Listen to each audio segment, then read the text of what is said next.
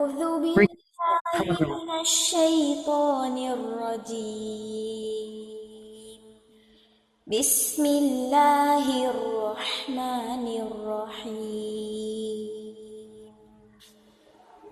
يا أيها الذين آمنوا كتب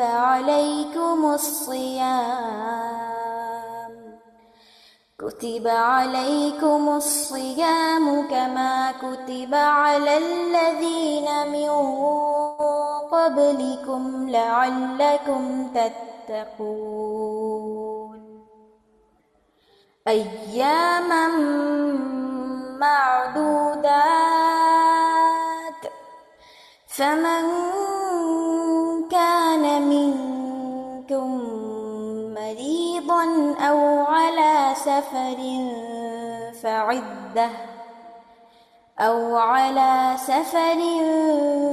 فعدة من أيام أخر، وعلى الذين يطيقونه فدية طعام مسكين، فمن تطوع خيرا فهو خير له، وأن تصوموا خير لكم إن كنتم تعلمون. شهر رمضان الذي أنزل فيه القرآن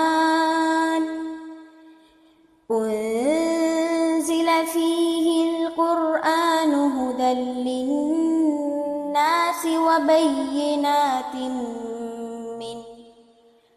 وبينات من الهدى والفرقان،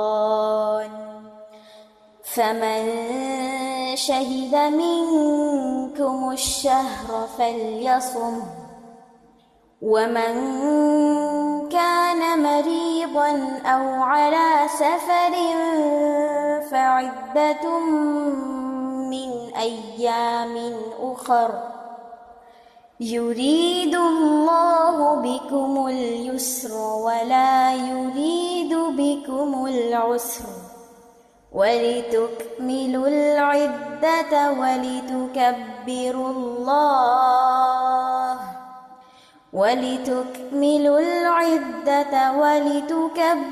الله على ما هداكم ولعلكم تشكرون. شهر رمضان الذي أنزل فيه القرآن هدى للناس وبينات من الهدى والفرقان،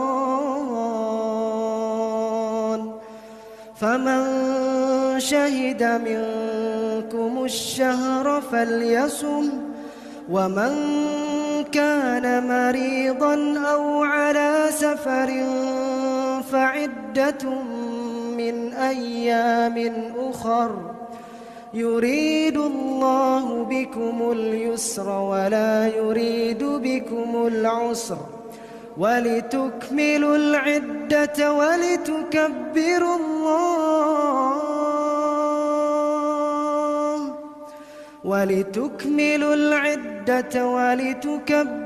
الله على ما هداكم ولعلكم تشكرون.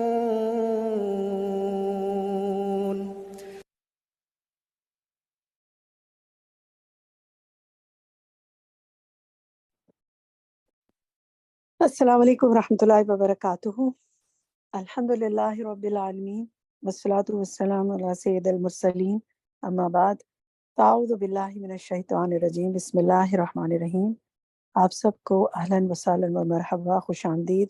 करीब मुजीब प्रोग्राम है हमारा रमज़ान प्रोग्राम, और अल्हम्दुलिल्लाह आज डे 8 है इसका, जिसमें हम इंशाल्लाह मज़ीद कुछ दुआओं के हवाले से सीखेंगे। और आज का टॉपिक तो बहुत अहम इस लिहाज से भी है कि عقیدے کے حوالے سے بہت بنیادی ایک جو عقیدہ ہے ہمارا، عقیدہ تقدیر، اس کے حوالے سے بھی بہت کچھ انشاءاللہ جانیں گے، اور دعائیں بھی اس حوالے سے ہمیں پتہ چلیں گی۔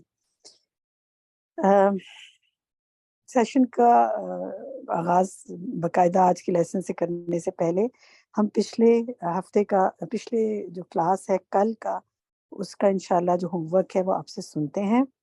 جن ساتھیوں نے اس میں حصہ لینا ہے وہ اپنے ہینڈ ریز کریں تاکہ ان کے نام سامنے اوپر آتے جائیں اور ون بائی ون ہم ان سے پوچھتے جائیں۔ ہمارے سامنے سورۃ ہود کی آیت 61 ہے جس کا ترجمہ ہم نے سننا ہے، اور سب سے پہلا ہاتھ جو میرے سامنے ریز ہے وہ زوم یوزر کے نام سے ہے۔ آپ اپنا مائک کھولیے اور اس کا ترجمہ سنائیے۔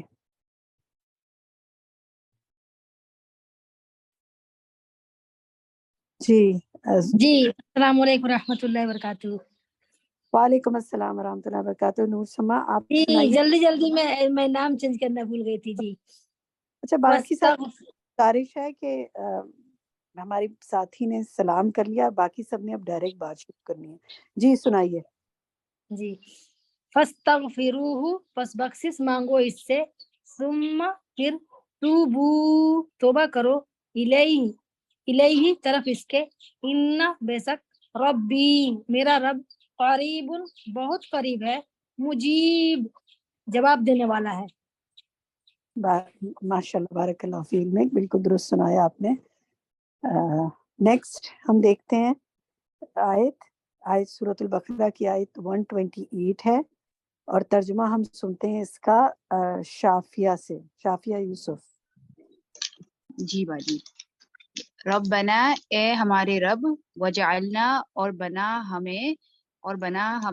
ہمیں مسلمینی فرما بردار، لگا تیرے لیے، ومن ذریتنا، اور ہماری اولاد میں سے، امتن ایک گروہ، مسلمتن فرما بردار، لگا تیرے لیے، و ارینا، اور دکھا ہمیں، مناسکنا ہمارے عبادت کے طریقے، وتب، اور مہربان ہو، علینا ہم پر، انکا بے شک تو، انتا تو ہی، تواب بہت توبہ قبول کرنے والا، الرحیم التواب بہت توبہ قبول کرنے والا، الرحیم بہت مہربان ہے۔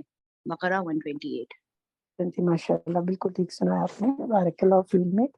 لکھا کا ترجمہ ویسے آپ نے ٹھیک کیا ہے تیرے لیے، لیکن اپنے لیے بھی کر سکتے ہیں نا، کیونکہ ہم اللہ سے کہہ رہے ہیں کہ ہمیں اپنے لیے فرما بردار بنا دے، وہ ترجمہ بھی ٹھیک ہوگا۔ چلیں الحمدللہ۔ سورۃ ابراہیم آیت 35 ہے ہمارے سامنے، ترجمہ ہم اس کا سنتے ہیں سارہ عبد الوحید سے۔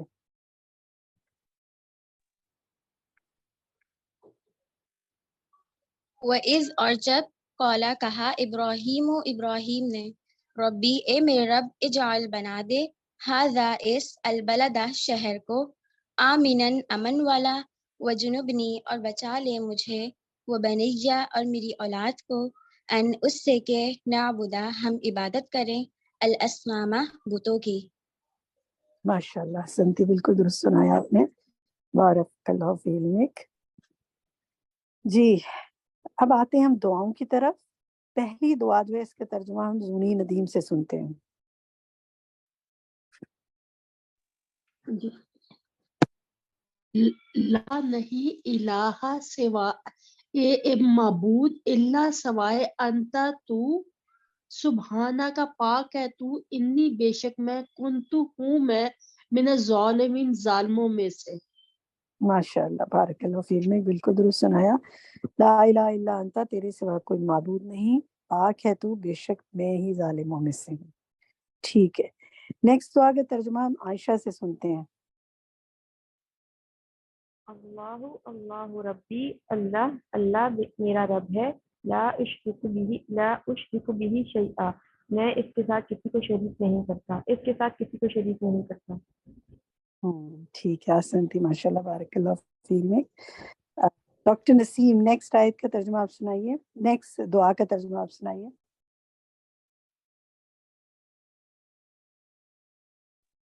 اللہم انی اعوذ بکا، اے اللہ بے شک میں، اعوذ کا پناہ میں آتا ہوں، بکا آپ کی، ان اشرک بکا وانا عالم، کہ میں کسی کو شریک میں تیرے ساتھ کسی کو شریک ٹھہراؤں اور جانتے بوجھتے ہوئے کسی کو شریک ٹھہراؤں. وَاسْتَغْفِرُكَ لِمَا لَا أَعْلَمُ، اے اللہ میری بخشش فرما اس سے جو مجھ سے نادانی میں ہو گیا، جس کا مجھے علم نہیں تھا. شاباش، بالکل ٹھیک ہے، حسن تھی. اللہم انی اعوذ بک، میں پناہ میں آتا ہوں تیری، اس کو یوں بھی کر سکتے ہیں میں پناہ چاہتا ہوں تیری. ٹھیک ہے، بہتر ترجمہ وہ ہوگا. باقی ماشاءاللہ آپ نے اچھا سنا ہے، بارک اللہ فی علمک. جی نیکسٹ دعا کا ترجمہ آئمہ وسیم آپ سنائیں گی؟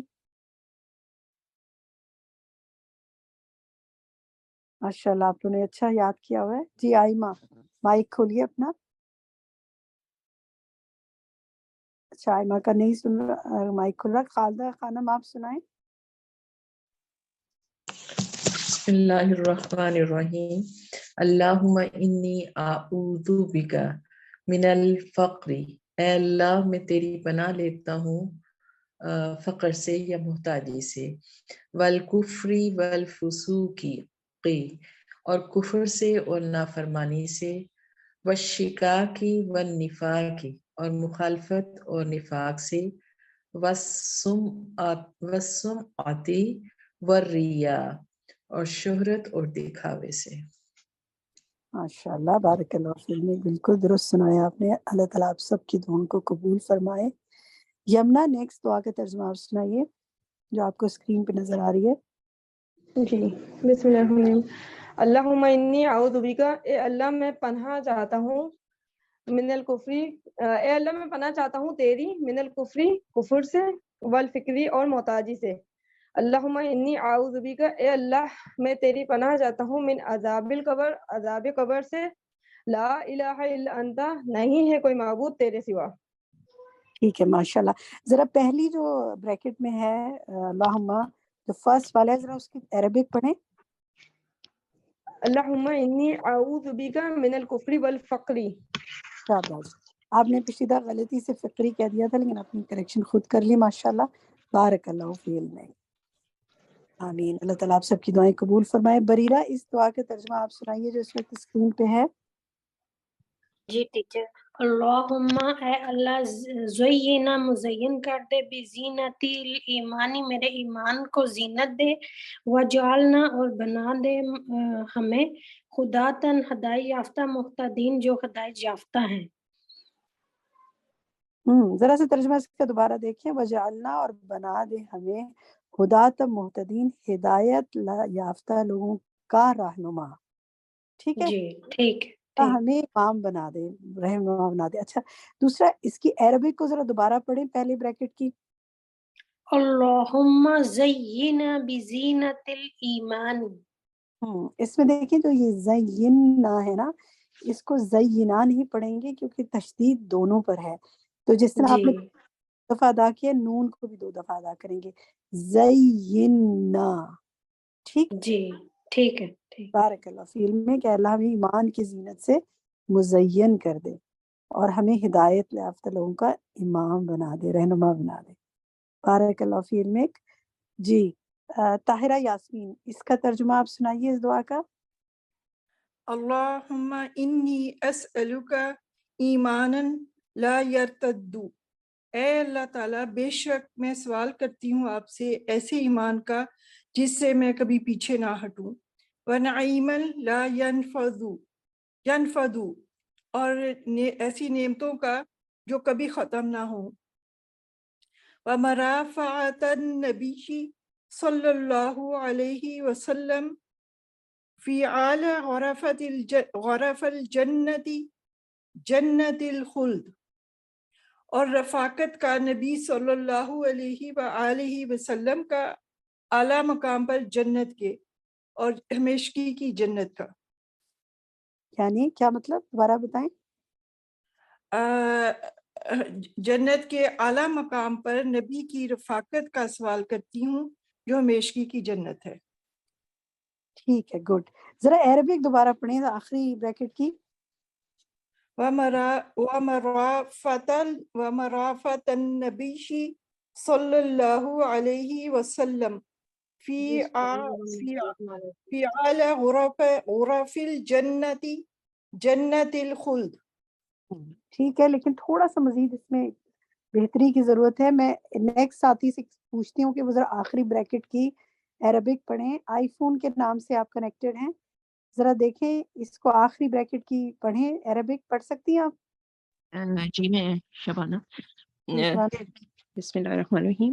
ومرافقات النبی صلی اللہ علیہ وسلم فی اعلی غرف الجنت جنت الخلد.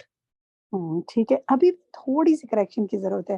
سید کے نام سے جو کنیکٹڈ ہے میرے ساتھ, وہ آخری بریکٹ کی عربک پڑھ سکتی ہیں؟ مائک کھولیں اپنا. سید کے نام سے آپ نے ہینڈ ریز کیا ہوا ہے. اچھا آپ کا مائک نہیں کھل رہا. یاسمین آپ پڑھیں. اللہم انی آخری بریکٹ. جی. مرافقت النبی صلی اللہ علیہ وسلم فی اعلی. اچھا آپ کی آواز نہیں آ رہی مجھے.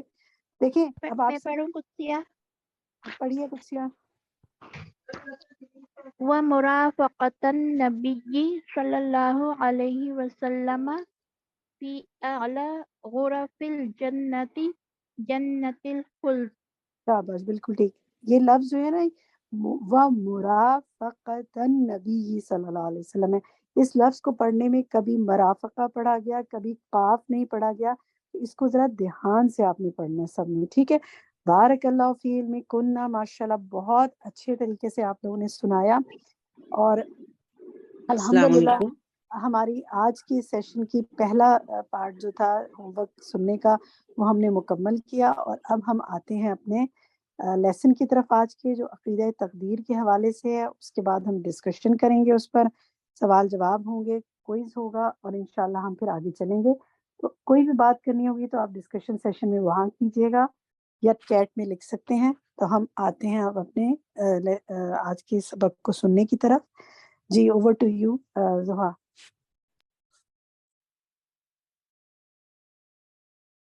السلام علیکم ورحمۃ اللہ وبرکاتہ. نحمده ونصلی علی رسولہ الکریم. اما بعد فاعوذ باللہ من الشیطان الرجیم. بسم اللہ الرحمن الرحیم. رب اشرح لی صدری ویسر لی امری واحلل عقدۃ من لسانی یفقہوا قولی. وَإِذَا سَأَلَكَ عِبَادِي عَنِّي فَإِنِّي قَرِيبٌ أُجِيبُ دَعْوَةَ الدَّاعِ إِذَا دَعَانِ فَلْيَسْتَجِيبُوا لِي وَلْيُؤْمِنُوا بِي لَعَلَّهُمْ يَرْشُدُونَ.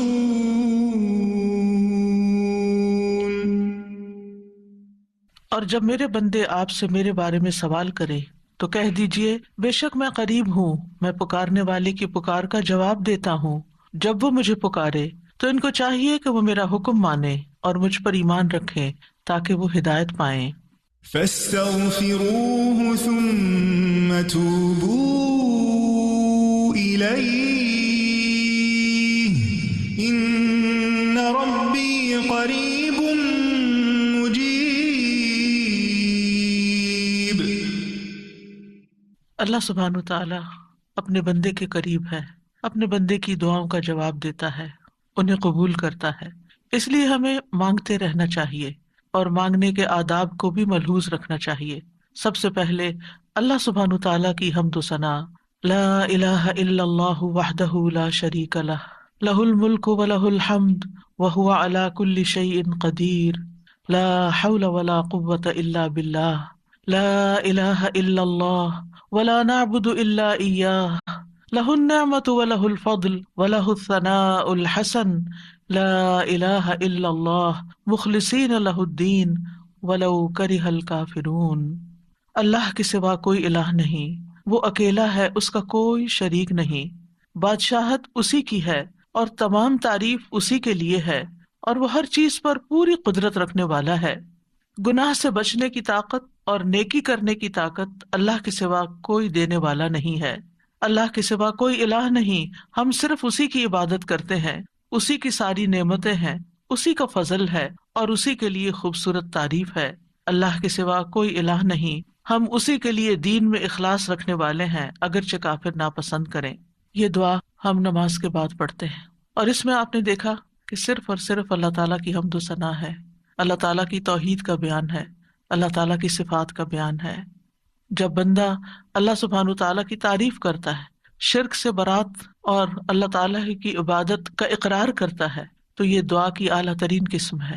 یہ زبان حال سے انسان پکار رہا ہوتا ہے کہ یا رب میں تیرا محتاج ہوں اور میرے سارے مسائل کا حل صرف اور صرف تیرے ہی پاس ہے، کیونکہ تو ہر چیز پر پوری قدرت رکھنے والا ہے۔ اور پھر اللہ سبحانہ تعالیٰ کی تعریف ہر حال میں، چاہے ہمیں کوئی پریشانی ہو، دکھ ہو، تکلیف ہو، ہم اپنی تقدیر کے واقع ہونے سے گھبرائے ہوئے ہوں، پھر بھی اللہ سبحانہ تعالیٰ سے بدگمان نہیں ہونا، بدظن نہیں ہونا، دور نہیں ہونا، ناراض نہیں ہونا، بلکہ پلٹ پلٹ کر اسی کی طرف رجوع کرنا ہے اور اسی کی تعریف کرتے رہنا ہے۔ تو ہر قسم کی تعریف صرف اور صرف اللہ ہی کے لیے ہے۔ وہی ہے جو لاچار کی دعا قبول کرتا ہے جب وہ اسے پکارتا ہے، وہی ہے جو مظلوم کی مدد کرتا ہے جب وہ اسے بلند آواز سے پکارتا ہے، اور وہی ہر تکلیف کو ہم سے دور کرتا ہے اور ہر برائی کو ہم سے ہٹا دیتا ہے۔ ہمارا دل اسی کے ذکر سے زندہ ہوتا ہے، ہمارے معاملات اسی کے حکم سے وجود میں آتے ہیں، اور ہماری مشکلات اسی کی رحمت سے دور ہوتی ہیں۔ ہمیں اسی کی دی ہوئی حفاظت سے حفاظت ملتی ہے، اور مشکلات اسی کے آسان کرنے سے آسان ہوتی ہیں۔ ہمیں اطاعت اور عبادت اور دعا کی توفیق بھی اسی کی رحمت سے ملتی ہے، وہی دیتا ہے۔ اس لیے پلٹ پلٹ کر ہمیں اسی کی طرف رجوع کرنا چاہیے، اسی کی طرف لوٹنا چاہیے۔ ہماری زندگی میں بہت سے واقعات ایسے ہوتے ہیں کہ جو ہمیں ناگوار ہوتے ہیں، لیکن وہ ہماری تقدیر کا حصہ ہوتے ہیں۔ ہمیں سمجھ نہیں آ رہا ہوتا کہ ہمارے ساتھ ایسا کیوں ہو رہا ہے، وہ کیا وجہ ہے کہ یہ حادثہ میری زندگی میں ہو گیا ہے، یہ مشکل میرے ہاں پیش آ گئی ہے۔ یہ اللہ کی دی ہوئی تقدیر میں سے ہے۔ ہمیں جو بھی تکلیف آتی ہے، چاہے انڈیویجولی، چاہے خاندان کی سطح پر، اور چاہے اجتماعی طور پر پوری دنیا میں، چاہے وہ ذاتی طور پر کوئی بیماری ہو یا وہ پھر پینڈیمک ہو، ہر تکلیف صرف اللہ کے اذن سے ہی آتی ہے اور وہ تقدیر کا حصہ ہوتی ہے۔ اللہ سبحانہ تعالیٰ کا ارشاد ہے، قُلْ لَن يُصِيبَنَا إِلَّا مَا كَتَبَ اللَّهُ لَنَا هُوَ مَوْلَانَا وَعَلَى اللَّهِ فَلْيَتَوَكَّلِ الْمُؤْمِنُونَ۔ ان سے کہیے ہمیں اگر کوئی مصیبت آئے گی تو وہی آئے گی جو اللہ نے ہمارے مقدر کر رکھی ہے، وہی ہمارا سرپرست ہے، اور مومنوں کو اللہ ہی پر توکل کرنا چاہیے۔ یہ ہمارے عقیدہ تقدیر کا ایک حصہ ہے کہ کوئی بھی چیز ہماری زندگی میں نہیں ہوتی مگر یہ کہ وہ اللہ ہی کا فیصلہ ہوتا ہے، تقدیر ہی کا ایک حصہ ہوتا ہے۔ قُلْ لَن يُصِيبَنَا إِلَّا مَا كَتَبَ اللَّهُ لَنَا، کوئی مصیبت آ ہی نہیں سکتی مگر وہ جو اللہ نے پہلے سے لکھ رکھی ہے۔ کہاں؟ لوح محفوظ میں۔ یعنی جو مصیبت آتی ہے، اور پھر صرف مصیبت ہی تھوڑی آتی ہے، بہت سی خیر اور بھلائی بھی پہنچتی ہے۔ تو قُلْ لَن يُصِيبَنَا میں صرف مصائب نہیں ہے، اس میں نعمتیں بھی ہیں۔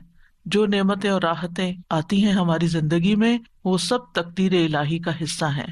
جب انسان کو یہ معلوم ہوتا ہے کہ اللہ کی طرف سے جو تقدیر میں لکھا ہے وہ ہر صورت میں پورا ہونا ہے، تو انسان کے لیے مصیبت برداشت کرنا آسان ہو جاتا ہے۔ یہ چیز اس کے حوصلے میں اضافہ کر دیتی ہے کہ اللہ سبحانہ تعالیٰ اپنے بندوں پر ظلم کرنے والا نہیں۔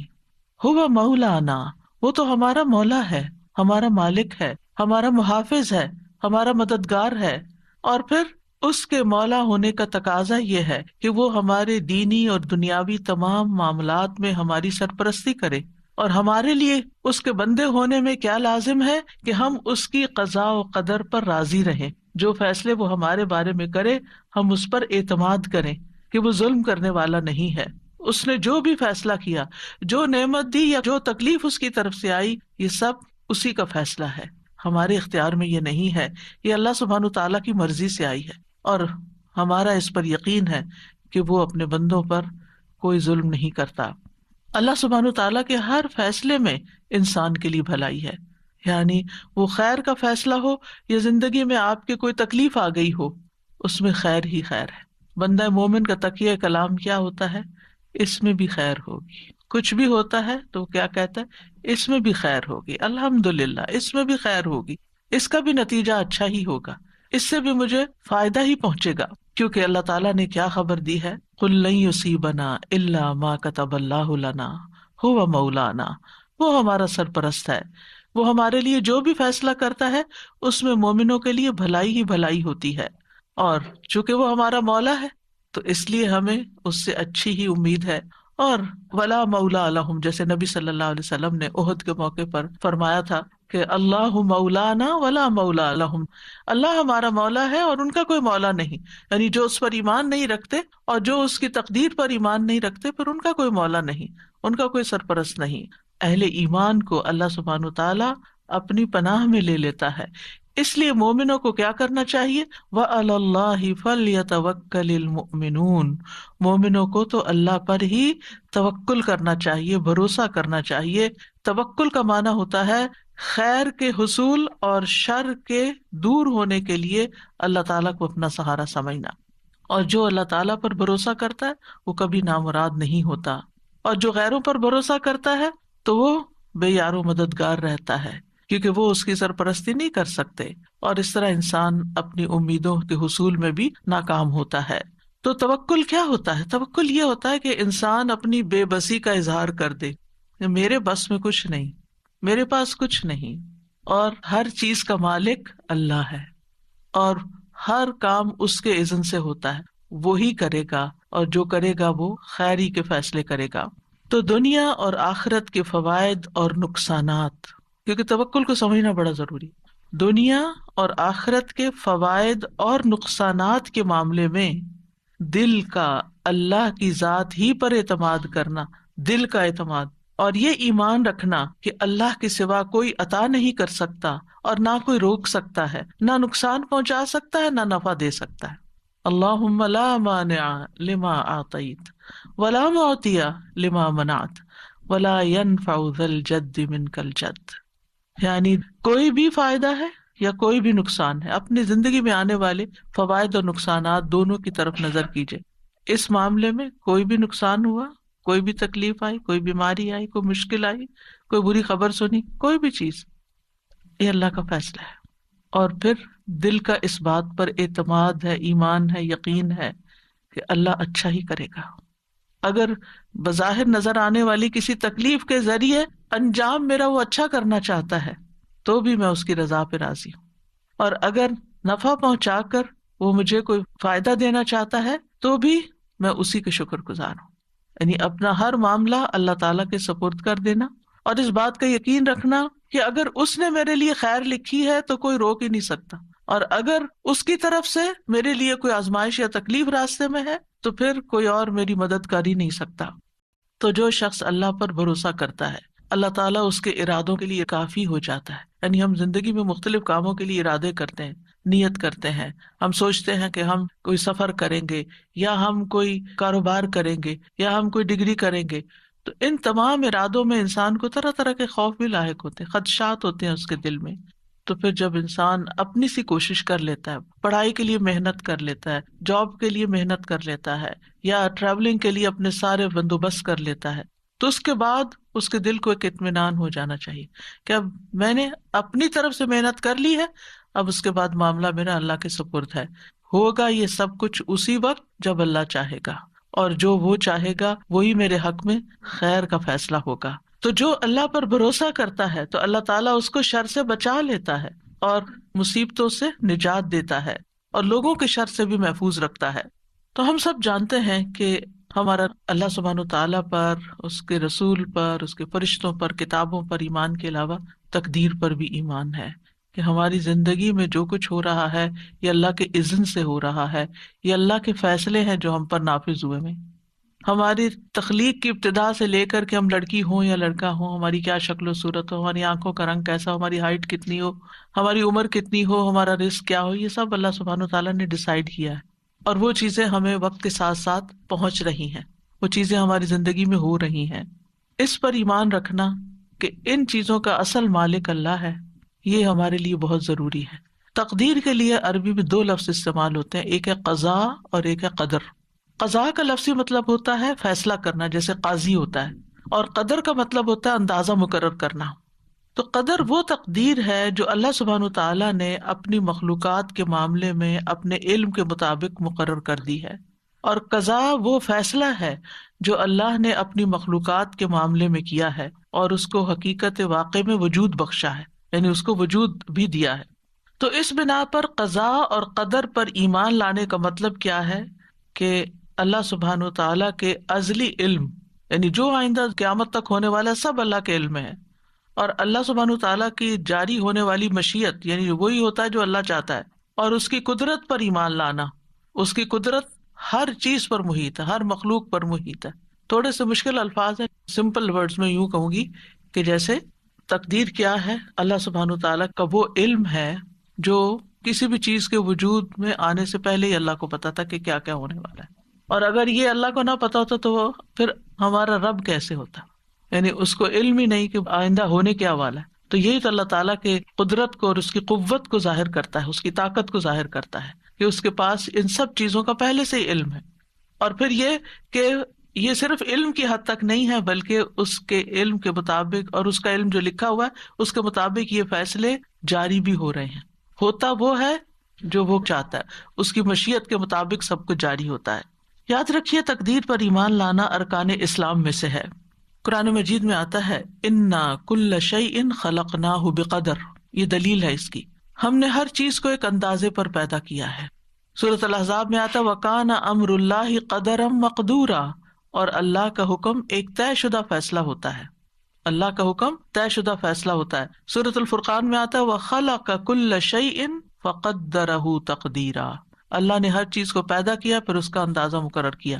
لہٰذا ہم میں سے کون ہے جو ان آیات کو جھٹلا سکتا ہو یا وہ کہے کہ تقدیر وقدیر کچھ نہیں ہوتی۔ آج کل ایسے لوگ بھی دیکھنے کو ملیں گے کہ جو تقدیر پر ایمان نہیں رکھتے، وہ کہتے ہیں تقدیر کچھ نہیں ہوتی، ہوتا وہی ہے جو انسان خود کرتا ہے، آپ کی تقدیر آپ کے اپنے ہاتھ میں۔ ایسا نہیں ہے۔ اللہ سبحانہ وتعالیٰ کیا فرما رہے وَخَلَقَ كُلَّ شَيْءٍ فَقَدَّرَهُ تَقْدِيرًا، اللہ نے ہر چیز پیدا کی پھر اس کی تقدیر مقرر کی۔ تقدیر قدر سے، قدر کا مطلب کیا تھا؟ اندازہ کرنا، یہ کتنی بڑی ہوگی، کتنی چھوٹی ہوگی، کیا اس کی ایج ہوگی، کیا کرے گی، کیا فائدہ دے گی، کیا نقصان دے گی، یہ سب اس کا مقرر کردہ ہے۔ تقدیر پر ایمان کے 4 ارکان ہوتے ہیں، یہ 4 مراتب ہوتے ہیں۔ پہلا مرتبہ اللہ کے علم پر ایمان لانا کہ اللہ تعالیٰ علم رکھتا ہے۔ دوسرا اس بات پر ایمان لانا کہ قیامت تک جو کچھ ہونے والا ہے اس نے لوح محفوظ میں لکھ دیا ہے، یعنی اللہ کا علم یہ لکھا ہوا ہے۔ تیسرا اللہ کی مشیت اور ارادے پر ایمان لانا جو اس کی قدرت کاملہ کے مطابق نافذ ہونے والا ہے، یعنی اللہ سبحانہ وتعالیٰ کا ارادہ ہے اور اس کا ارادہ پورا ہوتا ہے۔ چوتھا اللہ نے ہر مخلوق کو پیدا کیا ہے اور اس تخلیق میں اس کا کوئی شریک نہیں۔ تو ہمارا اس بات پر ٹھوس ایمان ہے کہ اللہ سبحانہ وتعالیٰ اپنے ازلی سے مطلب یہ کہ بگننگ سے علم کی بنا پر ہر چیز کو جانتا ہے، جو کچھ ہو چکی، جو ہو رہی ہے، جو آئندہ ہونے والی ہے، سب کچھ اس کے لیے غیب اور حاضر کیا ہے؟ برابر ہے۔ پھر یہ کہ اللہ کا علم مخلوق کے علم جیسا نہیں، اللہ کے علم نے ہر چیز کو گھیر رکھا ہے۔ وَأَنَّ اللَّهَ قَدْ أَحَاطَ بِكُلِّ شَيْءٍ عِلْمًا، اللہ نے ہر چیز کو علم کے ساتھ گھیرا ہوا ہے، یعنی اللہ تعالیٰ کو اس کی ہر ڈائمینشن، ہر صورت، ہر اس کے نتائج، اثرات، سب کچھ پتا ہے۔ انسان نے تو بہت لیٹلی ڈسکور کیا ہے نا کہ انسان کی زندگی کی بنیادی اکائی جو وہ سیل ہے، اور سیل کس چیز سے بنا ہوا ہے، لیکن اللہ سبحانہ تعالیٰ نے جب بنایا تھا اس سے پہلے اللہ جانتا تھا کہ وہ کیا بنانے والا ہے، تو وہ جانتا ہے سب کچھ۔ پھر یہ ہے کہ ان ساری چیزوں کی باریکیوں کو بھی جانتا ہے، یعنی ایک سیل جو ہے وہ کب بگڑتا ہے، کیوں بگڑتا ہے، اور پھر کس طرح اس کی اصلاح ہو سکتی ہے، اور انسان کیوں بیمار ہوتا ہے، یہ چیزیں انسان آہستہ آہستہ سیکھ رہے ہیں، لیکن اللہ سبحانہ تعالیٰ کو یہ سب کچھ پہلے سے ہی پتا تھا۔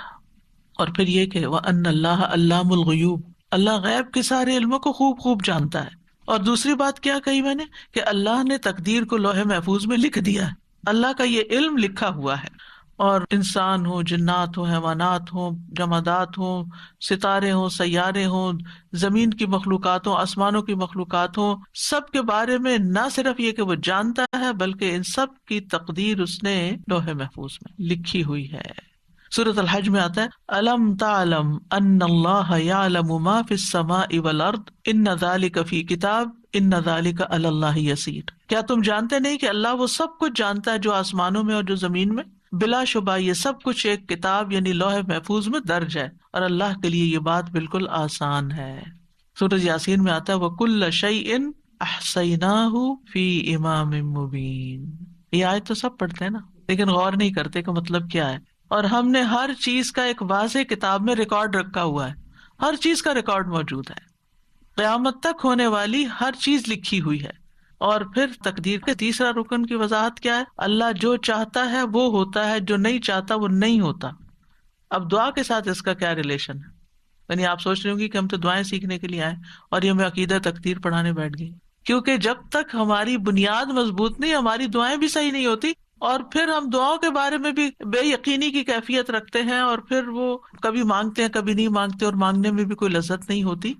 تو بات یہ ہے کہ آپ جو چاہتے ہیں اللہ سے مانگتے ہیں تو قبول اللہ ہی کرے گا، جو وہ چاہتا ہے وہ ہوگا، یعنی وہ نہیں ہوگا جو آپ چاہتے ہیں۔ اور اگر آپ کی چاہت اور اللہ کی چاہت ایک ہے تو وہ ہو جائے گا، اور اگر آپ کی چاہت کچھ اور ہے اور اللہ کی چاہت کچھ اور ہے تو کس کی چاہت بہتر ہے؟ اللہ کی چاہت۔ وہ ہم سے زیادہ ہم پر مہربان ہے، وہ ہم سے زیادہ ہمارے فائدے جانتا ہے۔ ہم صرف وقتی طور پر بہت شارٹ سائٹڈ ہے، تھوڑا سا اپنا فیوچر جانتے ہیں، وہ ہمارا لانگ ٹرم فیوچر جانتا ہے۔ اس کو پتا ہے کہ کون سی چیز اس وقت بندے کو دینی ہے اور کون سی چیز نہیں دینی، کون سی چیز آج اگر اس کو دے دی تو دنیا میں تو یہ خوش ہو جائے گا، لیکن اس کی آخرت برباد ہو جائے گی۔ اور اللہ ہم پر مہربان ہے، وہ قطعاً نہیں چاہتا کہ ہمیں ایک چھوٹی سی تھوڑی سی دیر کے لیے ایک دنیاوی فائدہ دے کے، ایک لذت دے کے، اور ہمیشہ کی زندگی ہماری مشکل میں ڈال دے۔ تو وہ ہم سے روک دیتا ہے، نہیں اس کو یہ نہیں دینا، کیونکہ یہ اس کے لیے بظاہر فائدے کی چیز ہے لیکن حقیقت میں اس کے لیے نقصان دہ۔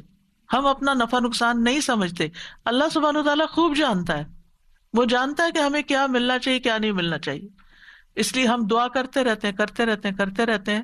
اور آپ دیکھیے پہلے بھی میں نے اس بات کا ذکر کیا تھا کہ اگر وہ نہ بھی ملے جو ایک چیز ہم مانگ رہے ہیں اور جس کے لیے روز دعا کرتے ہیں، صبح شام ہر وقت ہمارے دل میں غم لگا ہوا وہی مانگتے رہتے ہیں، اگر وہ چیز نہیں بھی ملتی تو کیا کچھ بھی نہیں ملتا؟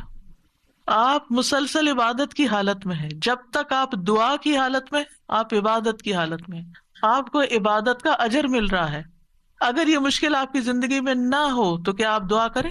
کیا اللہ کو یاد کریں؟ کیا آپ کا اتنا اجر اکٹھا ہو؟ کیا آپ اتنی دیر عبادت کی حالت میں رہیں؟ تو اس میں بھی اللہ تعالیٰ کی مصلحت ہے کہ وہ کچھ دعاؤں کی قبولیت کو مؤخر کر دیتا ہے کہ یہ بندہ اور زیادہ دعائیں کرے۔ بعض لوگوں کی مناجات، بعض لوگوں کا رونا اللہ کے آگے، بعض لوگوں کا فریادیں کرنا اللہ کے آگے اللہ تعالیٰ کو بہت پسند آتا ہے، اور وہ چاہتا ہے کہ یہ بندہ کچھ دیر اور اسی حال میں رہے، ایسی ہی دعائیں کرے۔ کیونکہ جب ہر چیز ملی بھی ہوتی ہے نا تو بس ایک روٹین کی نماز ہوتی ہے، روٹین کی دعائیں ہوتی ہیں جس میں کوئی دل نہیں لگا ہوتا ہمارا۔ لیکن جب کسی مشکل میں ہوتے ہیں تو پھر ہم گڑ گڑا کے مانگتے ہیں، پھر رو کے مانگتے ہیں، پھر چپ کے مانگتے ہیں، پھر تنہائی میں مانگتے ہیں، پھر سب کے بیچ میں اجتماعی دعا کرتے ہیں، پھر کسی سے ریکویسٹ کرتے ہیں کہ آپ ہمارے لیے دعا کریں۔ اور آپ دیکھیے بندہ مومن جب پریشانی کی حالت میں ہوتا ہے تو گناہ جھڑنا شروع ہو جاتے ہیں۔ ایک اور فائدہ ہو رہا ہے، یعنی آپ ڈی ٹاکس ہو رہے ہیں، آپ صاف ہوتے جا رہے ہیں، آپ کے اعمال نامے میں وہ لکھا چلا جا رہا ہے، آپ کا اعمال نامہ وزنی ہو رہا ہے۔ اگر دعا قبول نہ ہونے کے فائدے آپ گننا چاہیں آپ حیران ہو جائیں کہ یا رب میں تو ایک چیز مانگ رہا تھا اور اگر آپ نے وہ نہیں دی تو اس کے بدلے میں اتنی ساری چیزیں دے دی مجھے، تو اللہ سبحانہ وتعالیٰ پر اور پیار آتا ہے۔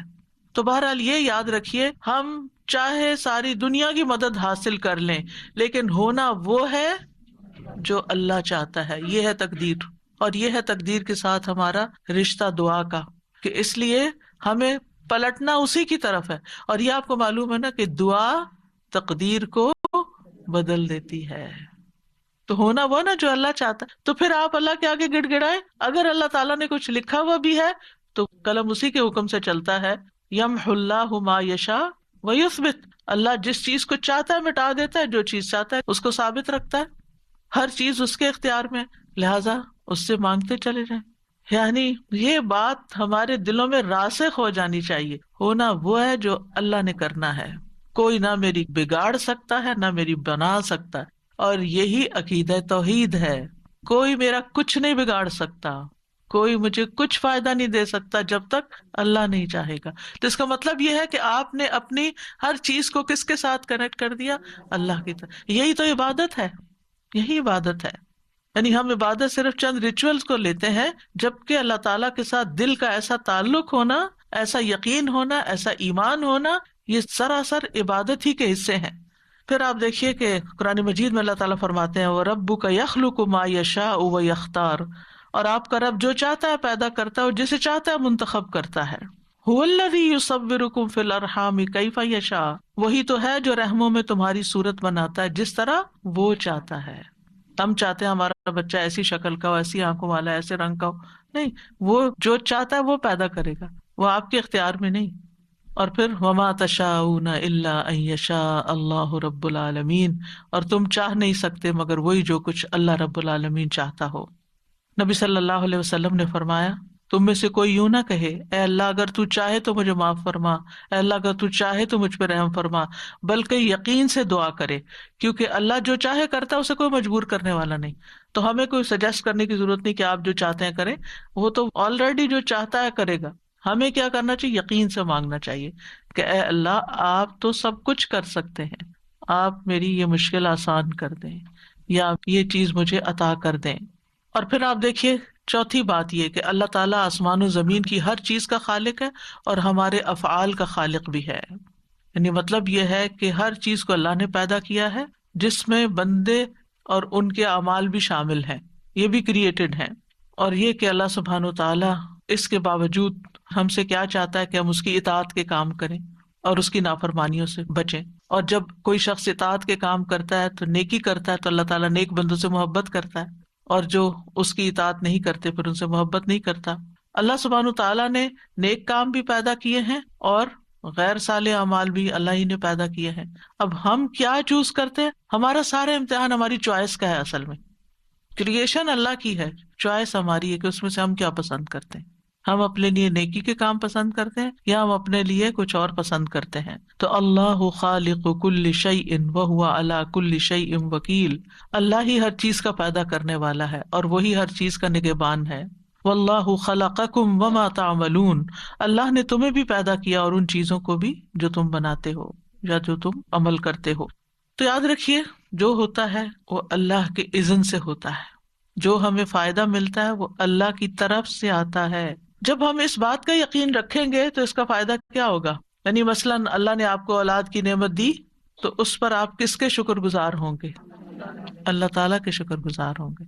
یہ شکر کیا کرے گا؟ نعمتوں میں اضافہ کرے گا، اللہ کی رضا کا سبب بنے گا.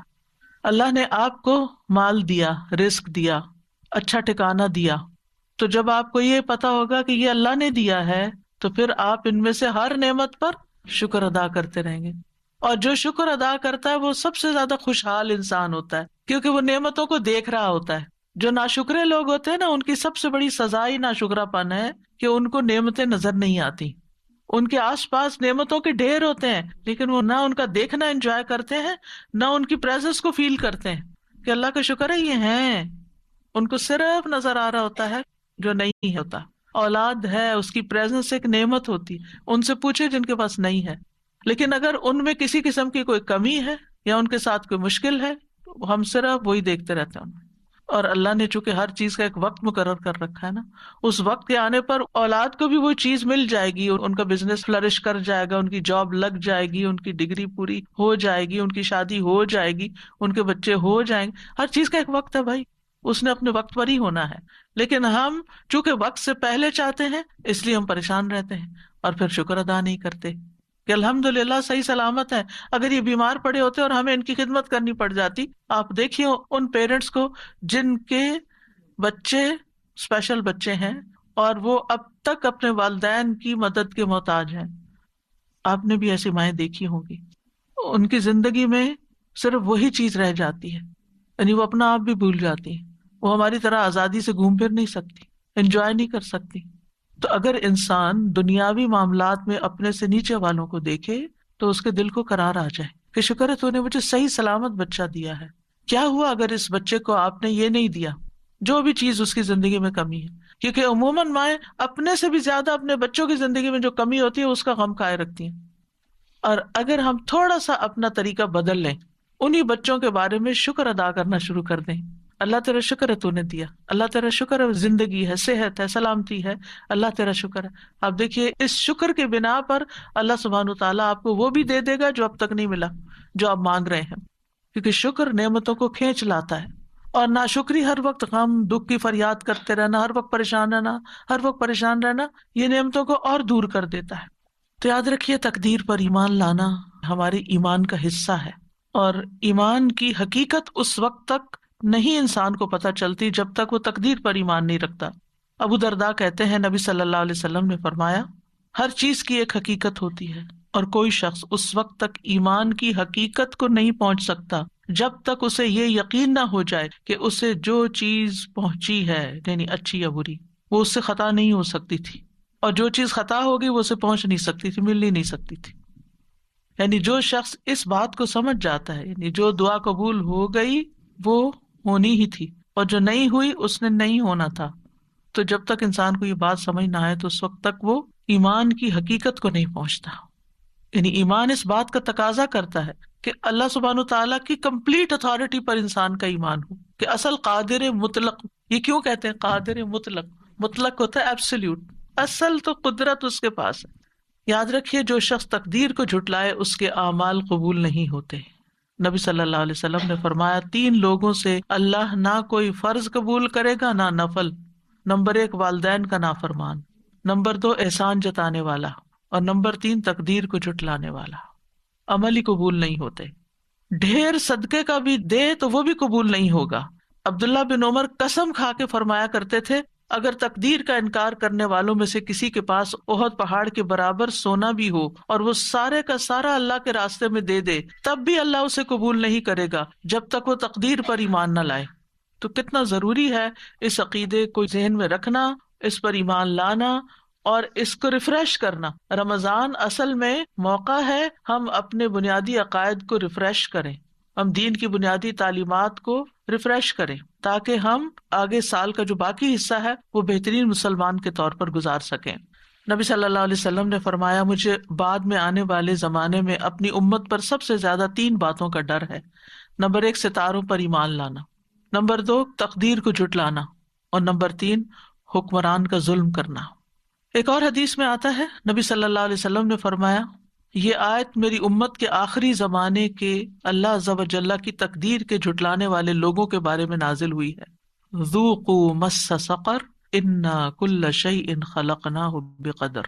دوزخ میں آگ لگنے کے مزے چکھو، بے شک ہم نے ہر چیز کو ایک مقرر اندازے پر پیدا کیا ہے. یعنی میری امت کے آخری حصے میں جو لوگ تقدیر پر ایمان نہیں لائیں گے یہ ان کا انجام اس آیت میں بیان ہوا ہے. آپ کو معلوم ہے نا کہ قرآن کی سب سے پہلی تفسیر خود نبی صلی اللہ علیہ وسلم نے کی کہ کس آیت کا مطلب کیا ہے.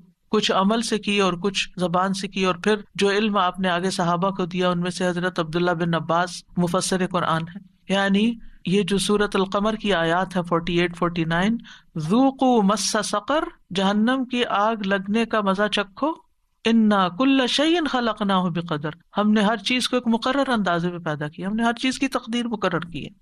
پھر اسی طرح آپ صلی اللہ علیہ وسلم نے فرمایا جنت میں والدین کا نافرمان، جادو پہ ایمان رکھنے والا، عادی شراب خور اور تقدیر کو جھٹلانے والا داخل نہ ہوگا. تو تقدیر پر ایمان لانے کا تقاضا کیا ہے؟ نمبر 1 اس بات پر یقین رکھنا کہ ہر چیز لکھی جا چکی ہے. یہ بار بار میں اس لیے دہرا رہی ہوں تاکہ ایمان مکمل ہو کہ تقدیر پر ایمان کا مطلب کیا ہے. عمر، رزق، عمل، یہ سب کچھ تقدیر سے ہے. حسن کہتے ہیں بے شک اللہ نے مخلوقات کو پیدا کیا تو ان کے ساتھ ان کی تقدیر کو پیدا کیا، ان کی عمروں کو تقدیر کے مطابق تقسیم کیا، ان کے رزق کو تقدیر کے مطابق تقسیم کیا، آزمائش اور صحت اور تندرستی کو بھی تقدیر کے مطابق تقسیم کیا.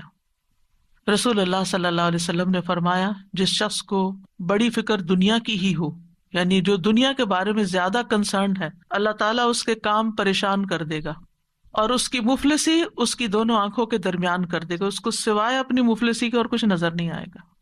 سب کچھ ہوتے ہوئے بھی اس کو خوف مفلسی کا ہے کہ کیا بنے گا. اور جس کی نیت اصل آخرت کی طرف ہو تو اللہ تعالیٰ اس کے سب کام درست کر دے گا, اس کے دل میں بے پرواہی ڈال دے گا اور دنیا جھک کر اس کے پاس آئے گی. پھر اسی طرح اولاد کا ملنا بھی مقرر ہے. جس جان نے آنا ہے وہ آ کر رہے گی. بیماری بھی تقدیر سے ہے. رسول اللہ صلی اللہ علیہ وسلم نے فرمایا, جاہلیت کے 4 اوصاف میری امت میں موجود رہیں گے جن کو لوگ ہرگز نہیں چھوڑیں گے. نمبر 1 نوحہ کرنا, یعنی کسی فوتگی پر. نمبر 2 حسب نسب میں تان کرنا. سبحان اللہ, اچھے خاصے پریکٹسنگ مسلم ہوتے ہیں, بچوں کی شادی کا موقع آتا ہے, ہم پٹھان میں شادی نہیں کریں گے, ہم فلاں میں شادی نہیں کریں گے, اور لوگوں کو کم ذات ہونے کے تانے دینا, حالانکہ سب کو آدم کی اولاد ہے, سب کی ذاتیں وہیں جا کے ملتی ہیں. نمبر 3 بیماری کو متعدی قرار دیتے ہوئے کہنا, ایک خارشی اونٹ کی وجہ سے 100 اونٹوں کو خارش لگ گئی. سوال یہ کہ پہلے اونٹ کو خارش کس نے لگائی؟ اب اس میں آپ دیکھیے کہ جیسے یہ کووڈ ہے, کتنا پھیلا ہوا تھا, لیکن جس کی موت لکھی ہوئی تھی, جس کو بیماری آنی تھی, اس کو آ کر رہی. جس کو بیمار ہونا تھا وہ ڈبل ماسک میں بھی بیمار ہو کر رہا, اور جس کو اللہ نے بچانا تھا بچایا. آگے کا بھی اللہ ہی کے ہاتھ میں ہے. تو اس لیے یہ سوچنا کہ صرف اس کی وجہ سے نہیں, اللہ کا فیصلہ تھا. نمبر 4 ستارے, یہ کہنا کہ فلاں ستارے کی وجہ سے بارش ہوئی, یہ دور جاہلیت کے اوصاف میں سے ہے. پھر اسی طرح دوسری بات یہ کہ اس بات پر یقین رکھنا کہ جو تقدیر میں لکھا ہے وہی واقع ہوگا. ما اصاب من مصیبت فی الارض ولا فی انفسکم الا فی کتاب من قبل ان نبرأها ان ذلک علی اللہ یسیر لکی لا تأسوا علی ما فاتکم ولا تفرحوا بما آتاکم واللہ لا یحب کل مختال فخور. کوئی مصیبت نہ زمین پر پہنچتی ہے اور نہ تمہاری جانوں پر مگر وہ کتاب میں لکھی ہے.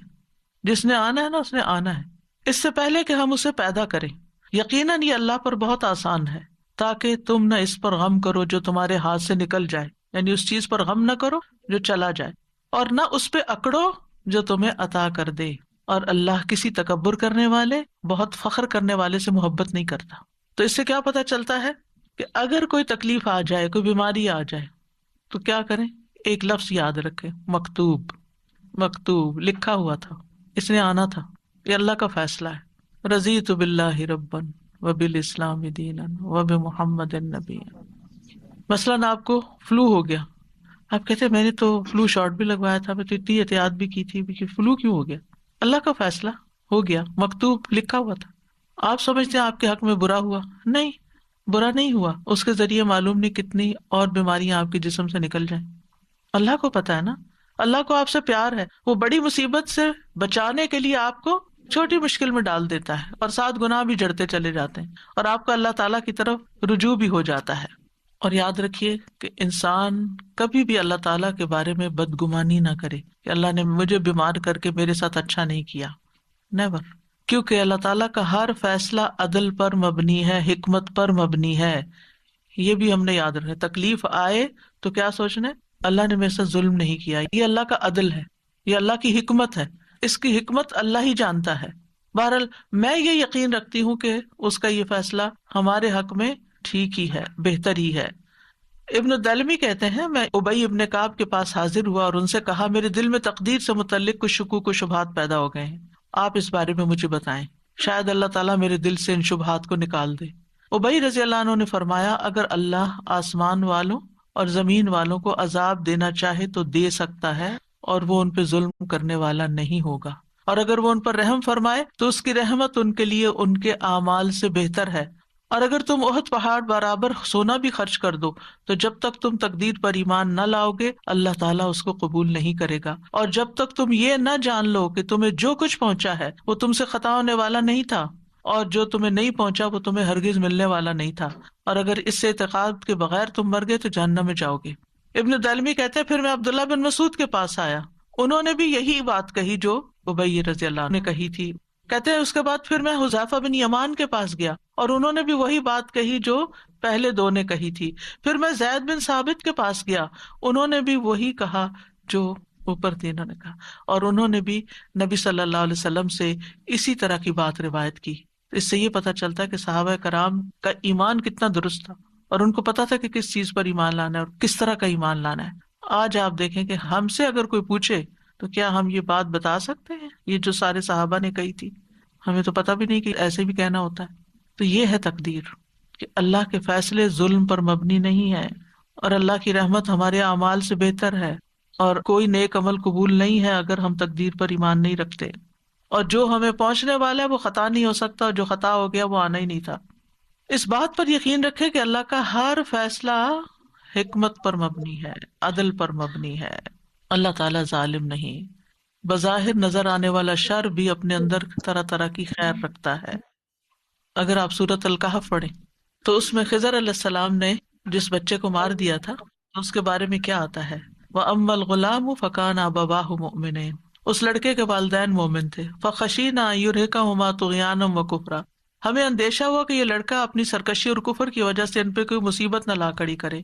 فَأَرَدْنَا أَن يُبْدِلَهُمَا رَبُّهُمَا خَيْرًا مِّنْهُ زَكَاةً وَأَقْرَبَ رَحْمًا. لہٰذا ہم نے چاہا کہ ان کا پروردگار اس لڑکے کے بدلے انہیں اس سے بہتر اولاد عطا کرے جو پاکیزہ اخلاق والی اور قرابت کا بہت خیال رکھنے والی ہو. تو روایات میں آتا ہے کہ اللہ تعالیٰ نے اس کے بدلے ان کو بیٹی عطا کی تھی. اب کسی کا بیٹا فوت ہو جائے اور بیٹی پیدا ہو جائے تو بظاہر وہ کیا سمجھے گا کہ میرے ساتھ تو بڑی زیادتی ہو گئی.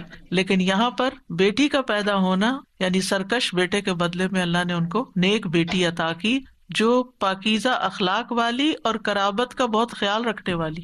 اور یہ تو ہم نے دیکھا ہے نا کہ جس طرح بیٹیاں ماں باپ کا خیال رکھنے والی ہوتی ہیں اور کیئر کرنے والی ہوتی ہیں عمومی طور پر، اللہ ماشاء اللہ عمومی طور پر بیٹے ایسے نہیں ہوتے.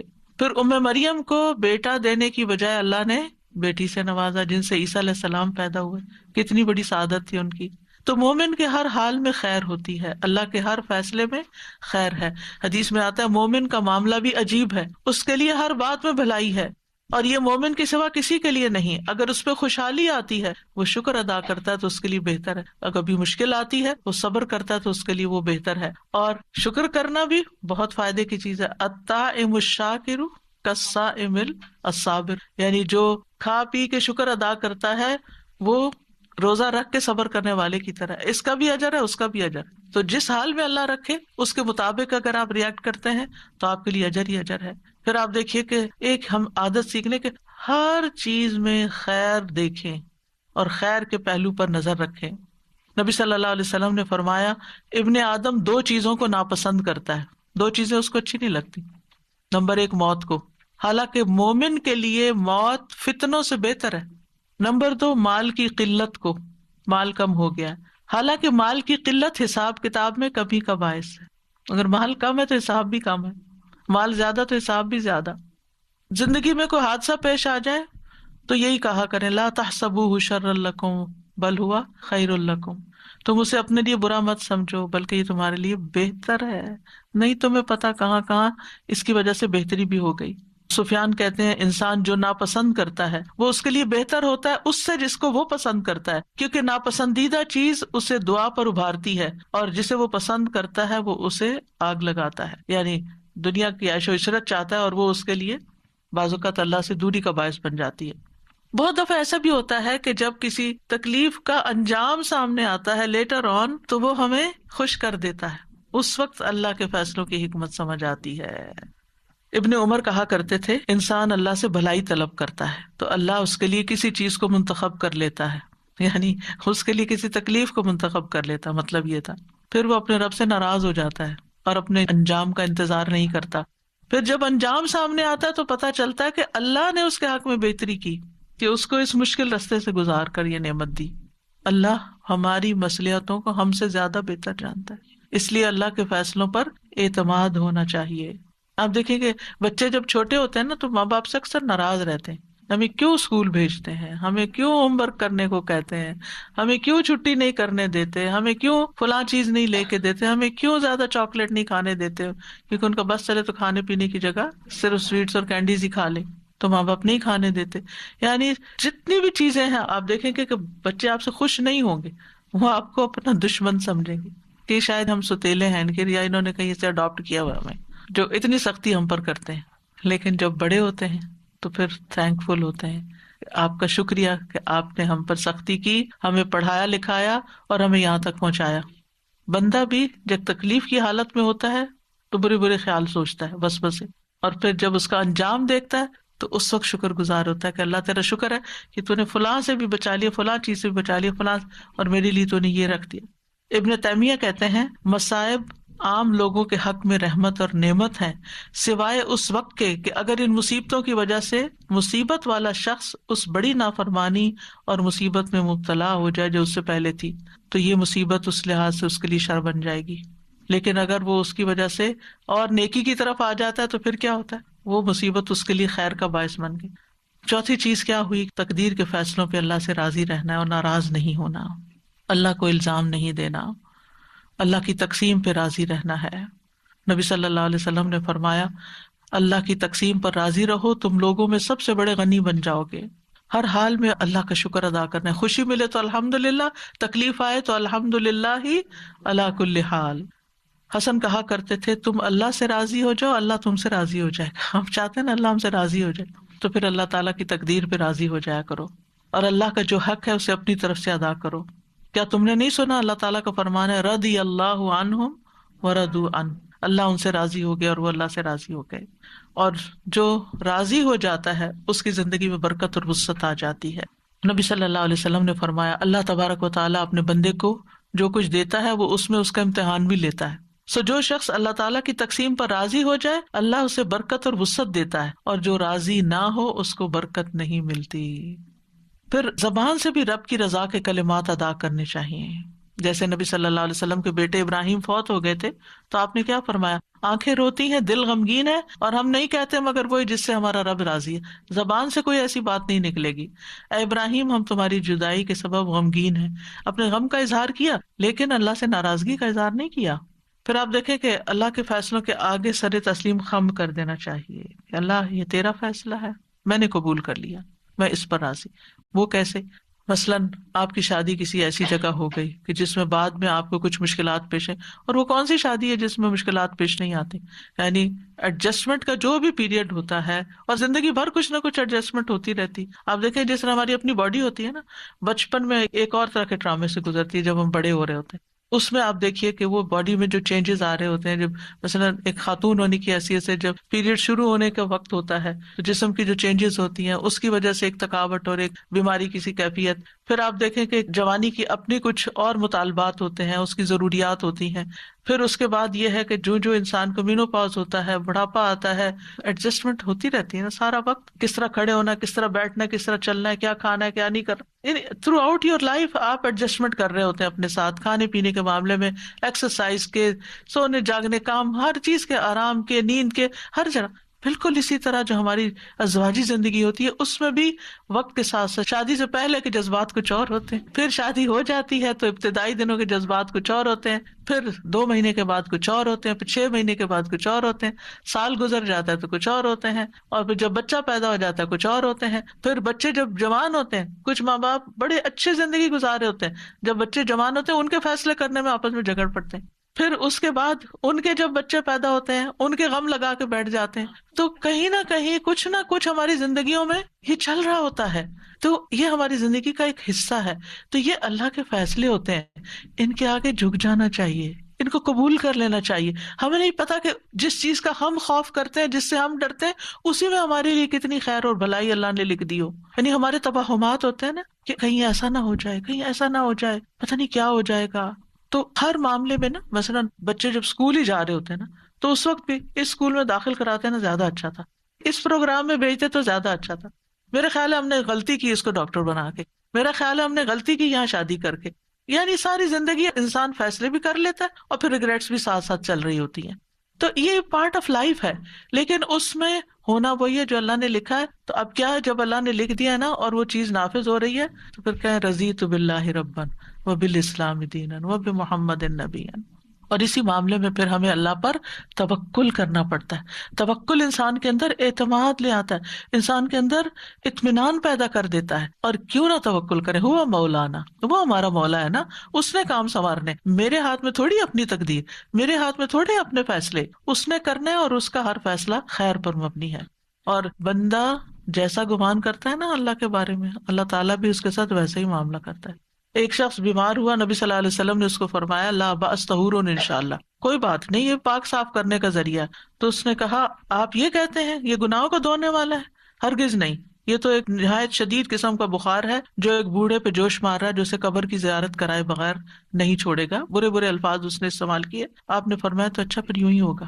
یعنی آپ اللہ سے اچھا گمان کریں، اللہ آپ کے لیے اچھا کرے گا. جو چیز آپ کو پنچ کر رہی ہے نا، جو چیز آپ کو پریشان کر رہی ہے، اس کو کہیں یا رب، ایسے اپنے ذہن میں نا اس چیز کو ایک فزیکل فارم دیا کرے، اور پھر اس کو لپیٹ کے کہا کرے اللہ یہ آپ کے حوالے، آپ نے اس کی ٹیک کیئر کرنی ہے، میں نہیں کر سکتی، میرے دل کا یہ خوف دور کر دے، تو اس کی حفاظت کرنے والا، تو اس کی زیادہ کیئر کرنے والا ہے، تو نے اس کو پیدا کیا ہے. جیسے بچے ہیں، موسیٰ نے کیا کیا تھا، یعنی کتنی بڑی مثال ہے، اور کہاں جا کے پلے تھے، اور پھر وہاں کیا مشکل پیش آ گئی، اور پھر کہاں پہنچ گئے، پھر اللہ نے کیا کیا نہیں عطا کیا، کیسا بڑا مقام پہلے 5 اولو العزم رسول میں سے ہے. یوسف علیہ السلام، یعقوب علیہ السلام کے دل میں کیسے خدشات تھے جو ہر ماں باپ کے دل میں اولاد کے لیے ہوتے ہیں، خاص طور پر اگر اولاد آؤٹ اسٹینڈنگ ہو. لیکن ہر واقعہ جو ان کی زندگی میں پیش آیا وہ نہیں چاہتے تھے، لیکن واللہ غالب علی امری، اللہ اپنے فیصلوں میں غالب ہوتا ہے، لہٰذا وہی ہوا جو وہ نہیں چاہتے تھے، جو نہیں چاہتے تھے. چاہے کنواں تھا، چاہے ان کا بکنا تھا، چاہے عزیز مصر کے گھر میں مشکل پیش آنا تھا، چاہے جیل خانہ تھا، ایک کے بعد ایک بڑی مشکل آتی چلی گئی، لیکن انجام کیا ہوا، کہاں پہنچے، نبوت بھی ملی، بادشاہت بھی ملی، ہر چیز ان کے اختیار میں دے دی اللہ نے. ہمیں نہیں پتا جن چیزوں سے ہم ڈرتے ہیں اور ہم چاہتے ہیں نہ ہو، لیکن واللہ غالب علی امری، وہی ہوتا ہے جو اللہ چاہتا ہے، اور جب وہ ہو جاتا ہے لقد خلقنا الانسان فی کبد، انسان مشکلات میں پیدا کیا. زندگی پھولوں کی سیج نہیں کہ صرف آرام اور راحتیں ہی ملیں گی، مشکلات آئیں گی لیکن اس میں سے خیر بھی نکلے گی. اور مومن کے درجے بعض اوقات اس تکلیف سے زیادہ بڑھتے ہیں بنسبت اس نعمت کے جو اس کے پاس ہوتی ہے. اس لیے مصیبت پہنچنے پر اجر کی ہمیشہ امید رکھیں. نبی صلی اللہ علیہ وسلم نے فرمایا مسلمان پر کوئی مصیبت، بیماری، رنج و غم یا تکلیف ایسی نہیں آتی یہاں تک کہ کانٹا بھی چبھتا ہے تو اللہ اس کے بدلے اس کے گناہ دور کر دیتا ہے. پھر 5ویں چیز یہ ہے کہ تقدیر کے فیصلوں میں کسی کو الزام نہ دیں کہ تم اس کا سبب ہو. عام طور پہ ہوتا ہے جب کوئی کام خراب ہو جاتا ہے، کوئی چیز خرید لیتے ہیں، تم نے کہا تھا یہ والی برانڈ خریدو، تو اب روز اسی کو کوستے چلے جاتے ہیں، حالانکہ بس وہ لکھا ہوا تھا وہی پہنچنا تھا، اب ہو گیا جو ہو گیا. تو ایک دوسرے کے ساتھ اپنے ریلیشن نہیں پھر خراب کرنے چاہیے، اور یقین رکھنا چاہیے کہ نفع نقصان اللہ کے ہاتھ میں ہے. وَإِن يَمْسَسْكَ اللَّهُ بِضُرٍّ فَلَا كَاشِفَ لَهُ إِلَّا هُوَ وَإِن يُرِدْكَ بِخَيْرٍ فَلَا رَادَّ لِفَضْلِهِ يُصِيبُ بِهِ مَن يَشَاءُ مِنْ عِبَادِهِ وَهُوَ الْغَفُورُ الرَّحِيمُ. اگر اللہ تمہیں کوئی تکلیف پہنچائے تو اس کے سوا کوئی دور کرنے والا بھی نہیں، اور اگر وہ تمہارے ساتھ بھلائی کا ارادہ کر لے تو کوئی اس کے فضل کو ہٹانے والا بھی نہیں. وہ اپنے بندوں میں سے جس کو چاہے پہنچا دیتا ہے، یعنی خیر اور فضل، وہی بے حد بخشنے والا، نہایت رحم فرمانے والا ہے. غیر اللہ جو ہے وہ کسی نفع نقصان کے مالک نہیں، چاہے وہ انسان ہو چاہے کوئی اور ہو. اور یہ یاد رکھیے کوئی تکلیف بھی آتی ہے تو اللہ کے اذن سے ہی آتی ہے. ما اصاب من مصیبت الا باذن اللہ ومن یؤمن باللہ یہد قلبہ واللہ بکل شیء علیم. جو مصیبت آتی ہے اللہ کے اذن سے آتی ہے، اور جو اللہ پر اعتماد کرتا ہے، ایمان لے آتا ہے، اللہ اس کے دل کو ہدایت بخش دیتا ہے، اس کا دل کھول دیتا ہے، اس کے دل کو رہنمائی مل جاتی ہے، اس کو خیر نظر آنے لگتی ہے، اور اللہ ہر چیز کو جاننے والا ہے. یاد رکھیے پوری دنیا مل کے نفع پہنچانا چاہے نا انسان کو نہیں پہنچا سکتے، مگر اللہ کا اذن ہو تو کوئی روک بھی نہیں سکتا. اس لیے تکلیفوں کا اگر اندیشہ ہو تو مصائب سے بچنے کے لیے معاملہ اللہ کے حوالے کر دیں. فَسَتَذْكُرُونَ مَا أَقُولُ لَكُمْ وَأُفَوِّضُ أَمْرِي إِلَى اللَّهِ إِنَّ اللَّهَ بَصِيرٌ بِالْعِبَادِ. آل فرعون میں سے ایک رجل مؤمن نے کھل کے فرعون کی مخالفت کی، اس کے فیصلوں کی، اور موسیٰ علیہ السلام کی بھرپور تائید کی. اب اس کے بعد ہونا کیا تھا کہ وہ کوئی اٹھاتا اسے اور قتل کر دیتا. فَوَقَاهُ اللَّهُ سَيِّئَاتِ مَا مَكَرُوا. ان کی چالوں سے اللہ نے اس مرد مومن کو بچا لیا. کیوں؟ کیونکہ اس نے کہا تھا أُفَوِّضُ أَمْرِي إِلَى اللَّهِ. تو اپنے بارے میں بھی، اپنی اولاد کے بارے میں بھی، یا اللہ میں نے آپ کے سپرد کی، آپ ان کی حفاظت کر، جیسے موسیٰ اور یوسف علیہ السلام کی تھی، جیسے آل فرعون کے اس رجل مؤمن کی تھی. مال کی طرف سے ڈر ہے، اولاد کی طرف سے، صحت کی طرف سے، کہیں یہ بیماری، کچھ لوگوں کو یہ ہر وقت وہم لگا کہیں مجھے کینسر نہ ہو جائے، کہیں مجھے فلانا نہ ہو جائے. جو ہونا ہے ہو جائے گا، لیکن آپ اپنے آپ کو بھی اللہ کے سپرد کیا کریں. جو چیز اللہ کے حوالے کر دی جاتی ہے نا، اللہ سبحانہ وتعالیٰ اس کو درست کر دیتا ہے. اور پھر یہ ہے کہ اگر کوئی کام ایسا ہو گیا ہے جو پسند نہیں آیا تو اس کے بارے میں منفی جملے ادا نہ کریں، کیونکہ مصیبت کے وقت عام طور پر ہم بہت نیگیٹو ہو جاتے ہیں اور نیگیٹو باتیں کر کے سارے ماحول کو خراب کر دیتے ہیں. یہ نہیں ہونا چاہیے. یعنی کچھ لوگوں کو اگر مصیبت آتی ہے تو کہتے ہیں مجھے یہ مصیبت آنی تھی، میں نے کیا جرم کیا کہ مجھ پر یہ آزمائش آئے. اکثر ایسے جملے آپ کو سننے میں ملتے ہیں. تو اس طرح کی باتیں اللہ کی نعمتوں کا اور احسان کا انکار ہوتا ہے اور اللہ کے بارے میں بدگمانی ہوتی ہے اور اعتراض. ہم کون ہیں اللہ پر اعتراض کرنے والے؟ لہٰذا صحابہ جو تھے وہ ایسے جملوں کو سخت ناپسند کرتے تھے. ابن مسعود کہتے ہیں تم میں سے ایک شخص آگ کے انگارے کو مضبوط پکڑ لے یہاں تک کہ وہ بجھ جائے، یہ اس سے بہتر ہے کہ وہ اللہ کی تقدیر کے بارے میں کہے کہ کاش ایسا نہ ہوتا. یہ نہیں کہنا چاہیے کاش ایسا نہ ہوتا، جبکہ مشکل میں کیا بولنا چاہیے؟ قدر اللہ وما شاء فعل، اللہ کی تقدیر، جو اللہ نے چاہا کیا، اللہ کی تقدیر تھی. مکتوب، اور ایسے الفاظ نہ بولے جائیں جو اللہ کو ناراض کر دیں، یا یہ کہیں کہ کاش میں یہاں نہ جاتا تو یہ حادثہ نہ ہوتا. 7ویں چیز یہ کہ تقدیر کو عذر نہیں بنانا چاہیے. ٹھیک ہے، مثلا اگر کوئی شخص پہاڑ پہ چڑھ کے اپنے آپ کو نیچے گرائے اور چوٹیں کھائے تو کہے یہ میری تقدیر میں تھا تو اس لیے میں نے ایسا کیا. نہیں، ہمیں احتیاط اور کوشش اور بچاؤ کرتے رہنا چاہیے، اور اگر ہم کوئی نیک کام نہیں کر سکے تو تقدیر کو ذمہ دار نہیں ٹھہرانا چاہیے. اللہ ہی کو منظور نہیں تھا کہ میں حج کرنے جاتی، اللہ ہی کو منظور نہیں تھی، یہ جملہ نکال دیں اپنی زندگی، اللہ کو منظور نہیں تھا. ٹھیک ہے، لیکن یہ کہ آپ اس طرح کے نیگیٹو وے میں نہ کہیں.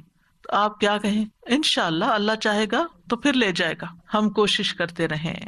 اور 8ویں بات یہ کہ تقدیر پہ ڈسکشن نہیں کرنی چاہیے، اس پہ گفتگو کی ممانعت ہے. نبی صلی اللہ علیہ وسلم نے فرمایا جب میرے صحابہ کا تذکرہ ہونے لگے تو خاموش ہو رہنا، یعنی ان کی غلطیوں اور ان کی کوتاہیوں پر کوئی بات نہیں کرنا. جب ستاروں کا ذکر ہونے لگے تو خاموش رہنا، علم نجوم پر ڈسکشن نہیں کرنا.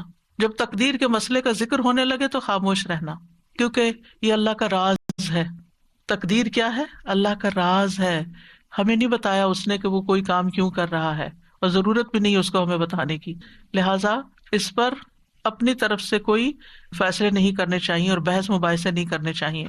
ایک دفعہ صحابہ کچھ ایسا ہی کر رہے تھے، تقدیر پر بحث کر رہے تھے، تو رسول اللہ صلی اللہ علیہ وسلم نے دیکھا تو غصے میں آ گئے، حتیٰ کہ آپ کا چہرہ مبارک سرخ ہو گیا، گویا آپ کے چہرے پر انار کے دانوں کا رس نچوڑ دیا گیا ہو. پھر اسی طرح یہ ہے کہ جب کوئی ایمان لاتا ہے تو پھر اللہ سبحانہ و تعالیٰ کے حکم کی تعمیل کرتا ہے. یہ چیز انسان کو شرک اور کفر سے بچا دیتی ہے. پھر شرعی احکام پر اعتراض سے انسان بچ جاتا ہے. تقدیر پر ایمان سے انسان کا ارادہ اور یقین توکل پختہ ہوتا ہے، دل مطمئن ہو جاتا. یاد رکھیے کہ دل کو اطمینان اور چین حاصل نہیں ہو سکتا جب تک تقدیر پر ایمان نہ ہو.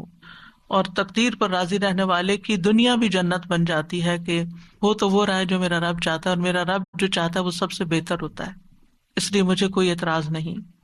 اب یہ ہے کہ ہمیں کچھ دعائیں بھی مانگنی چاہیے تاکہ اچھی تقدیر حاصل ہو اور بری تقدیر سے بچ جائیں، جس میں کوئی بھی چیز جو آپ کو بودر کرے کہ میری دعا قبول نہیں ہو رہی، یہ معاملہ بہت مشکل آ گیا ہے، تو کثرت کر دیں حسبی اللہ لا الہ الا ہوا علیہ توکلت وہو رب العرش العظیم. مجھے میرا اللہ کافی ہے، کیونکہ مشکل وقت میں نا سب ساتھ چھوڑ جاتے ہیں، پیارے سے پیارے رشتے بھی دور ہو جاتے ہیں، اپنے بھی غیر ہو جاتے ہیں. تو اس وقت اللہ کو پکارے، حسبی اللہ لا الہ الا ہوا علیہ توکلت. جو چیز مجھے پریشان کر رہی ہے، خوفزدہ کر رہی ہے، اس کے بارے میں نے اللہ پہ بھروسہ کیا، وہ سب اچھا کر دے گا. وہو رب العرش العظیم، اور وہ عرش عظیم کا رب ہے.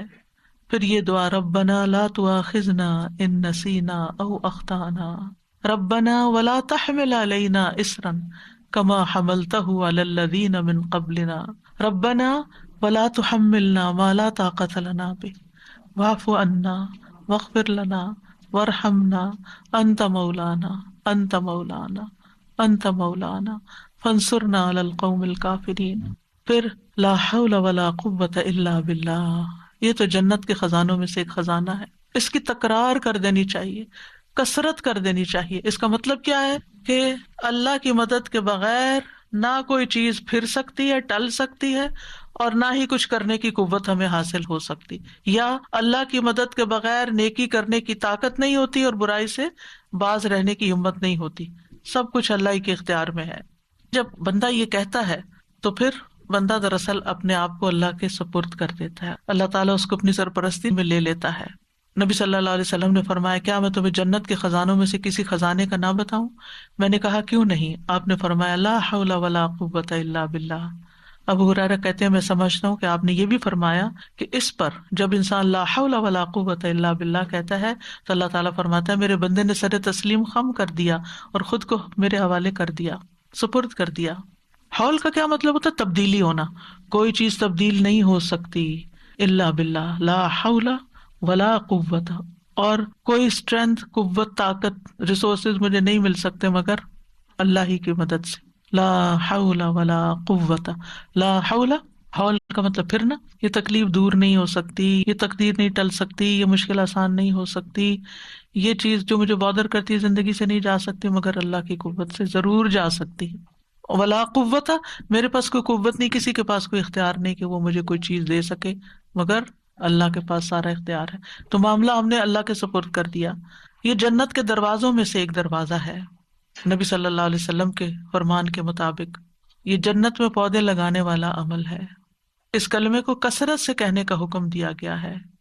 ابو ذر کہتے ہیں میرے خلیل صلی اللہ علیہ وسلم نے 7 چیزوں کی وصیت کی، ان میں سے ایک یہ ہے کہ میں لا حول ولا قوت الا باللہ کی کثرت کر دوں، اور جس کا یہ آخری کلام ہو جس میں لا حول ولا قوت الا باللہ، اس کو آگ نہیں چھوئے گی۔ بندہ جب کہتا ہے لا الہ الا اللہ واللہ اکبر تو اللہ تعالیٰ فرماتا ہے میرے بندے نے سچ کہا، میرے سوا کوئی معبود نہیں اور میں سب سے بڑا ہوں۔ جب بندہ کہتا ہے لا الہ الا اللہ وحدہ تو وہ فرماتا ہے میرے بندے نے سچ کہا، مجھ اکیلے کے سوا کوئی معبود نہیں۔ جب بندہ کہتا ہے لا الہ الا اللہ لا شریک لہ تو وہ فرماتا ہے میرے بندے نے سچ کہا، میرے سوا کوئی معبود نہیں، میرا کوئی شریک نہیں۔ جب وہ کہتا ہے لا الہ الا اللہ لہ الملک و لہ الحمد تو وہ فرماتا ہے میرے بندے نے سچ کہا، میرے سوا کوئی معبود نہیں، بادشاہی میرے لیے ہے، تعریف بھی میری ہی ہے۔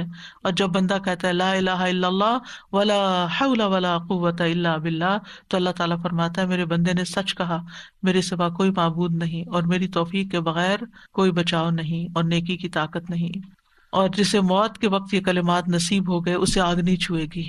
تو یہ کلمات کیا ہیں؟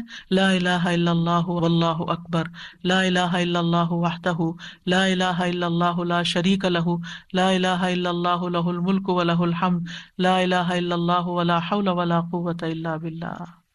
ایک اور دعا بھی پڑھنی چاہیے بری تقدیر سے بچنے کے لیے، اللہم انی اعوذ بک من جہد البلاء ودرک الشقاء وسوء القضاء وشماتۃ الاعداء۔ اے اللہ بے شک میں تیری پناہ میں آتا ہوں سخت مصیبت، بدبختی لاحق ہونے سے، بری تقدیر اور دشمنوں کے خوش ہونے سے۔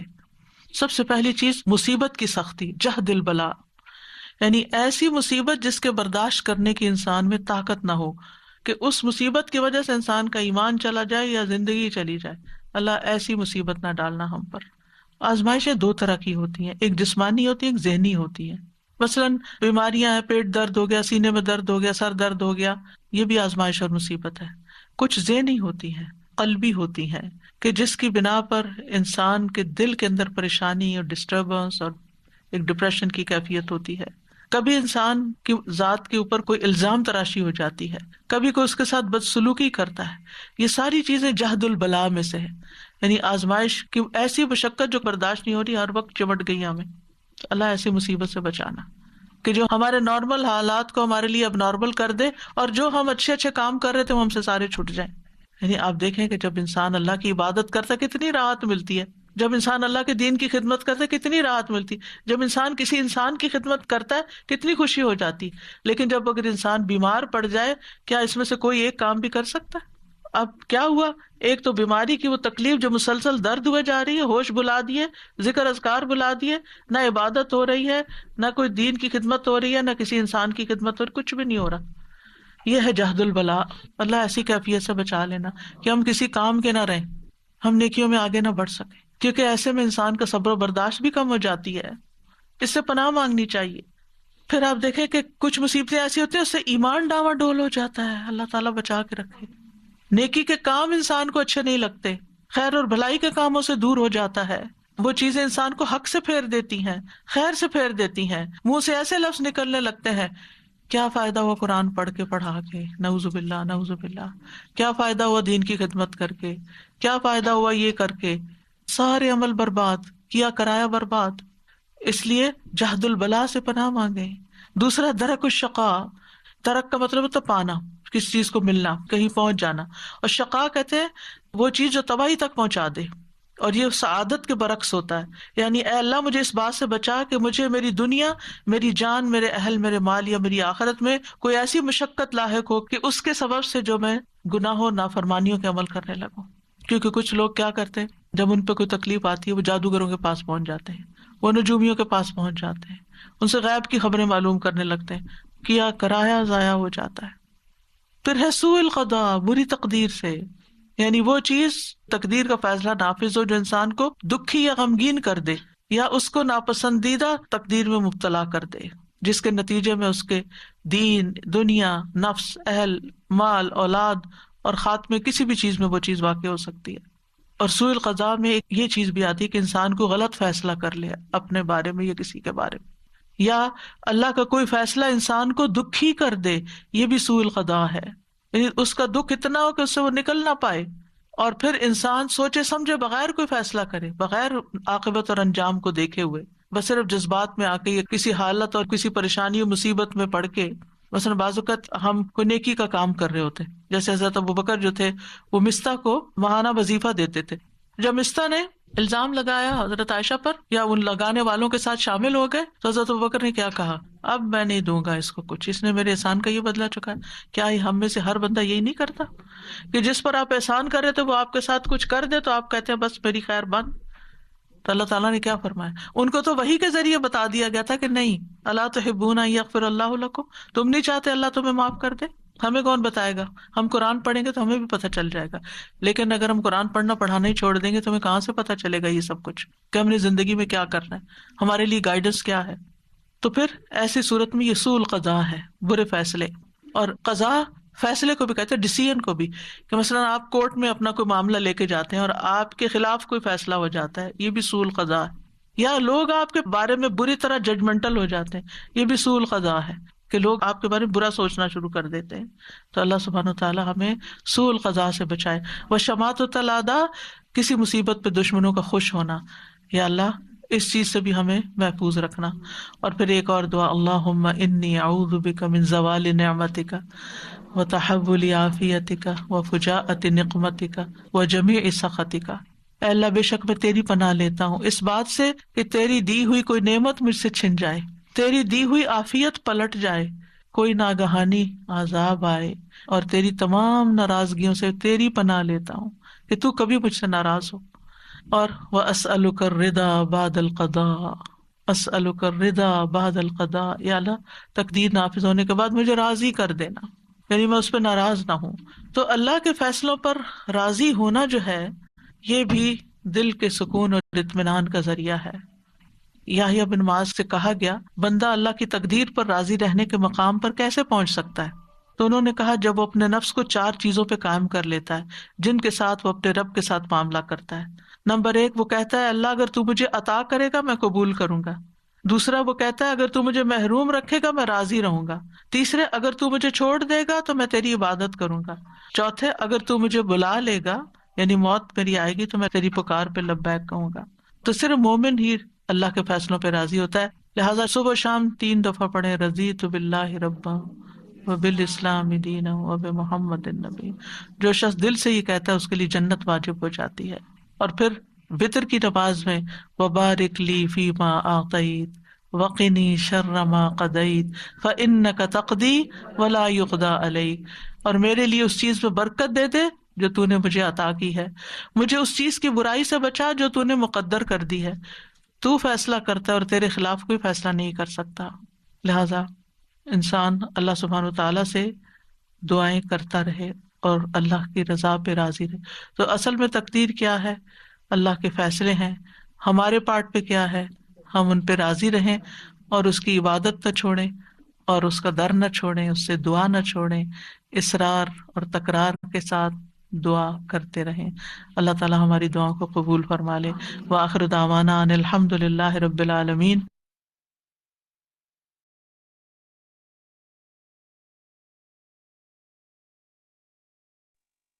السلام علیکم ورحمۃ اللہ وبرکاتہ. بہت اہم سیشن، بہت کچھ لرننگ آج کے لیے ٹائم ہوتا ہے تو ہم آپ کے ساتھ ڈیٹیل ڈسکشن کرتے. انشاءاللہ کچھ چیزوں پہ ہم بات کریں گے آج، اور کچھ کو انشاءاللہ اگر ہو سکا تو ہم پھر دیکھیں گے، کل ڈسکس کر لیں گے. میرا سوال آپ سے سب سے پہلے یہ ہے کہ جو ہم یہاں بات کر رہے ہیں کہ دعاؤں کے ساتھ عقیدہ تقدیر جو ہے، اس پر استاذہ نے بات کی کہ جن کو جاننا کیوں ضروری ہے. تو کیا سمجھ میں آیا آپ کو، کیوں ضروری ہے یہ؟ کون بتائے گا؟ سنم آپ بتائیں گی؟ ہم تو دعاؤں کا سیشن کر رہے ہیں نا، تو عقیدہ تقدیر کے بارے میں کیوں پڑھ رہے ہیں، کیوں سمجھ رہے ہیں؟ جی سنم. کیونکہ انسان کو جو ہے نا وہ یقین ہونا ضروری ہے. جب یقین ہوگا نا تقدیر پہ، قضا قدر قضا پہ، تو انسان دعائیں بھی اس یقین سے مانگے گا. اس لیے جو ہے نا وہ عقیدہ تقدیر کے بارے میں جاننا ضروری ہے. تو دعائیں بھی اس بالکل کی صحیح، ہوتی بالکل ہے. صحیح بات. بالکل دیکھیں، یہ بنیادی عقیدہ ہے نا، یہ ہمارے عقائد میں سے ایک عقیدہ ہے. تو اگر مجھے یہ یقین ہی نہیں ہے تو میں دعائی بھی کیا مانگوں گی؟ صحیح نہیں ہوگی، اس پہ یقین نہیں ہوگا، لذت نہیں ہوگی. بالکل صحیح فرمایا آپ نے. چلے نیکسٹ ہم دیکھتے ہیں. یہ جو آیت ہے سورۃ توبہ کی آیت 51، اس آیت سے آپ کو عقیدہ تقدیر کے بارے میں کیا بات سمجھ میں آتی ہے؟ کیا آیت پر ڈسکشن ہوا تھا نا، تو اس اگر آپ میں سے کوئی بتانا چاہے، کون بتانا چاہے گا؟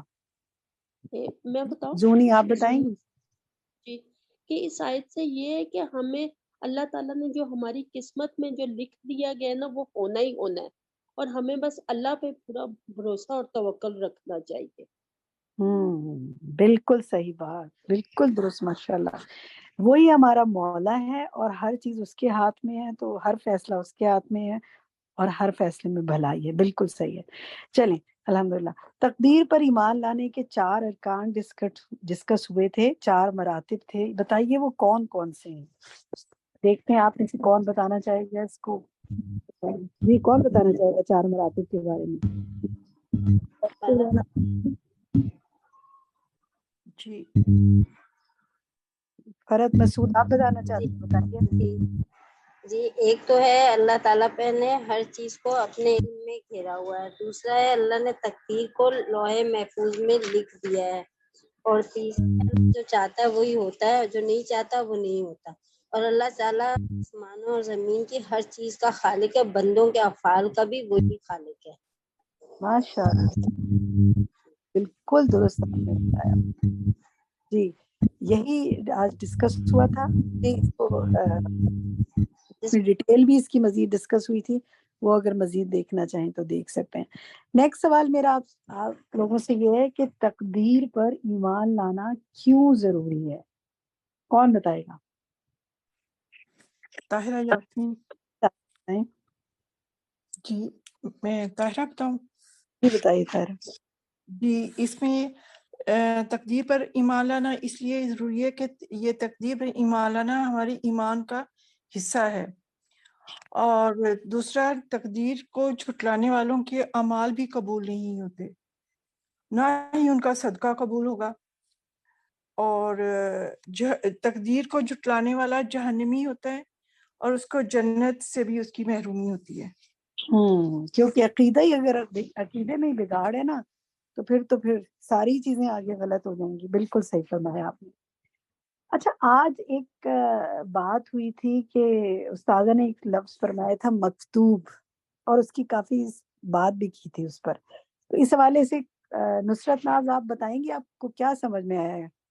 مکتوب سے کیا مطلب ہے، اس کا معنی کیا ہے، اور اس سے کیا بات سمجھ آتی ہے؟ جی باجی، مکتوب کا مطلب ہے لکھا ہوا، یعنی تقدیر میں جو ہے نا فیصلے لکھے ہوئے ہیں. تو آپ کو کیا سمجھ میں آیا اس سے؟ باجی مجھے سے سمجھ میں آیا کہ میں ایک دعا مانگ رہی ہوں 26 سال سے، لیکن وہ پوری نہیں ہوئی. تو مجھے یہ سمجھ میں آتا ہے کہ میری تقدیر میں وہ لکھا ہوا ہے کہ وہ ابھی پورا نہیں ہونا ہے، تو اس پر راضی رہنا ہے. بالکل، بہت بہت صحیح. آپ نے اس بات کو پا لیا جو آج کے سیشن میں بہت ڈسکس کی گئی تھی. اللہ تعالیٰ آپ کے لیے آسانیاں کرے اور اللہ تعالیٰ آپ سب کی دعائیں قبول فرمائے. چلے جی میں جنرل اب آپ سے لیتی ہوں کہ آج عقیدہ تقدیر سے متعلق آپ نے کیا سیکھا، اور کیا آپ اس کو کسی سے شیئر کریں گے؟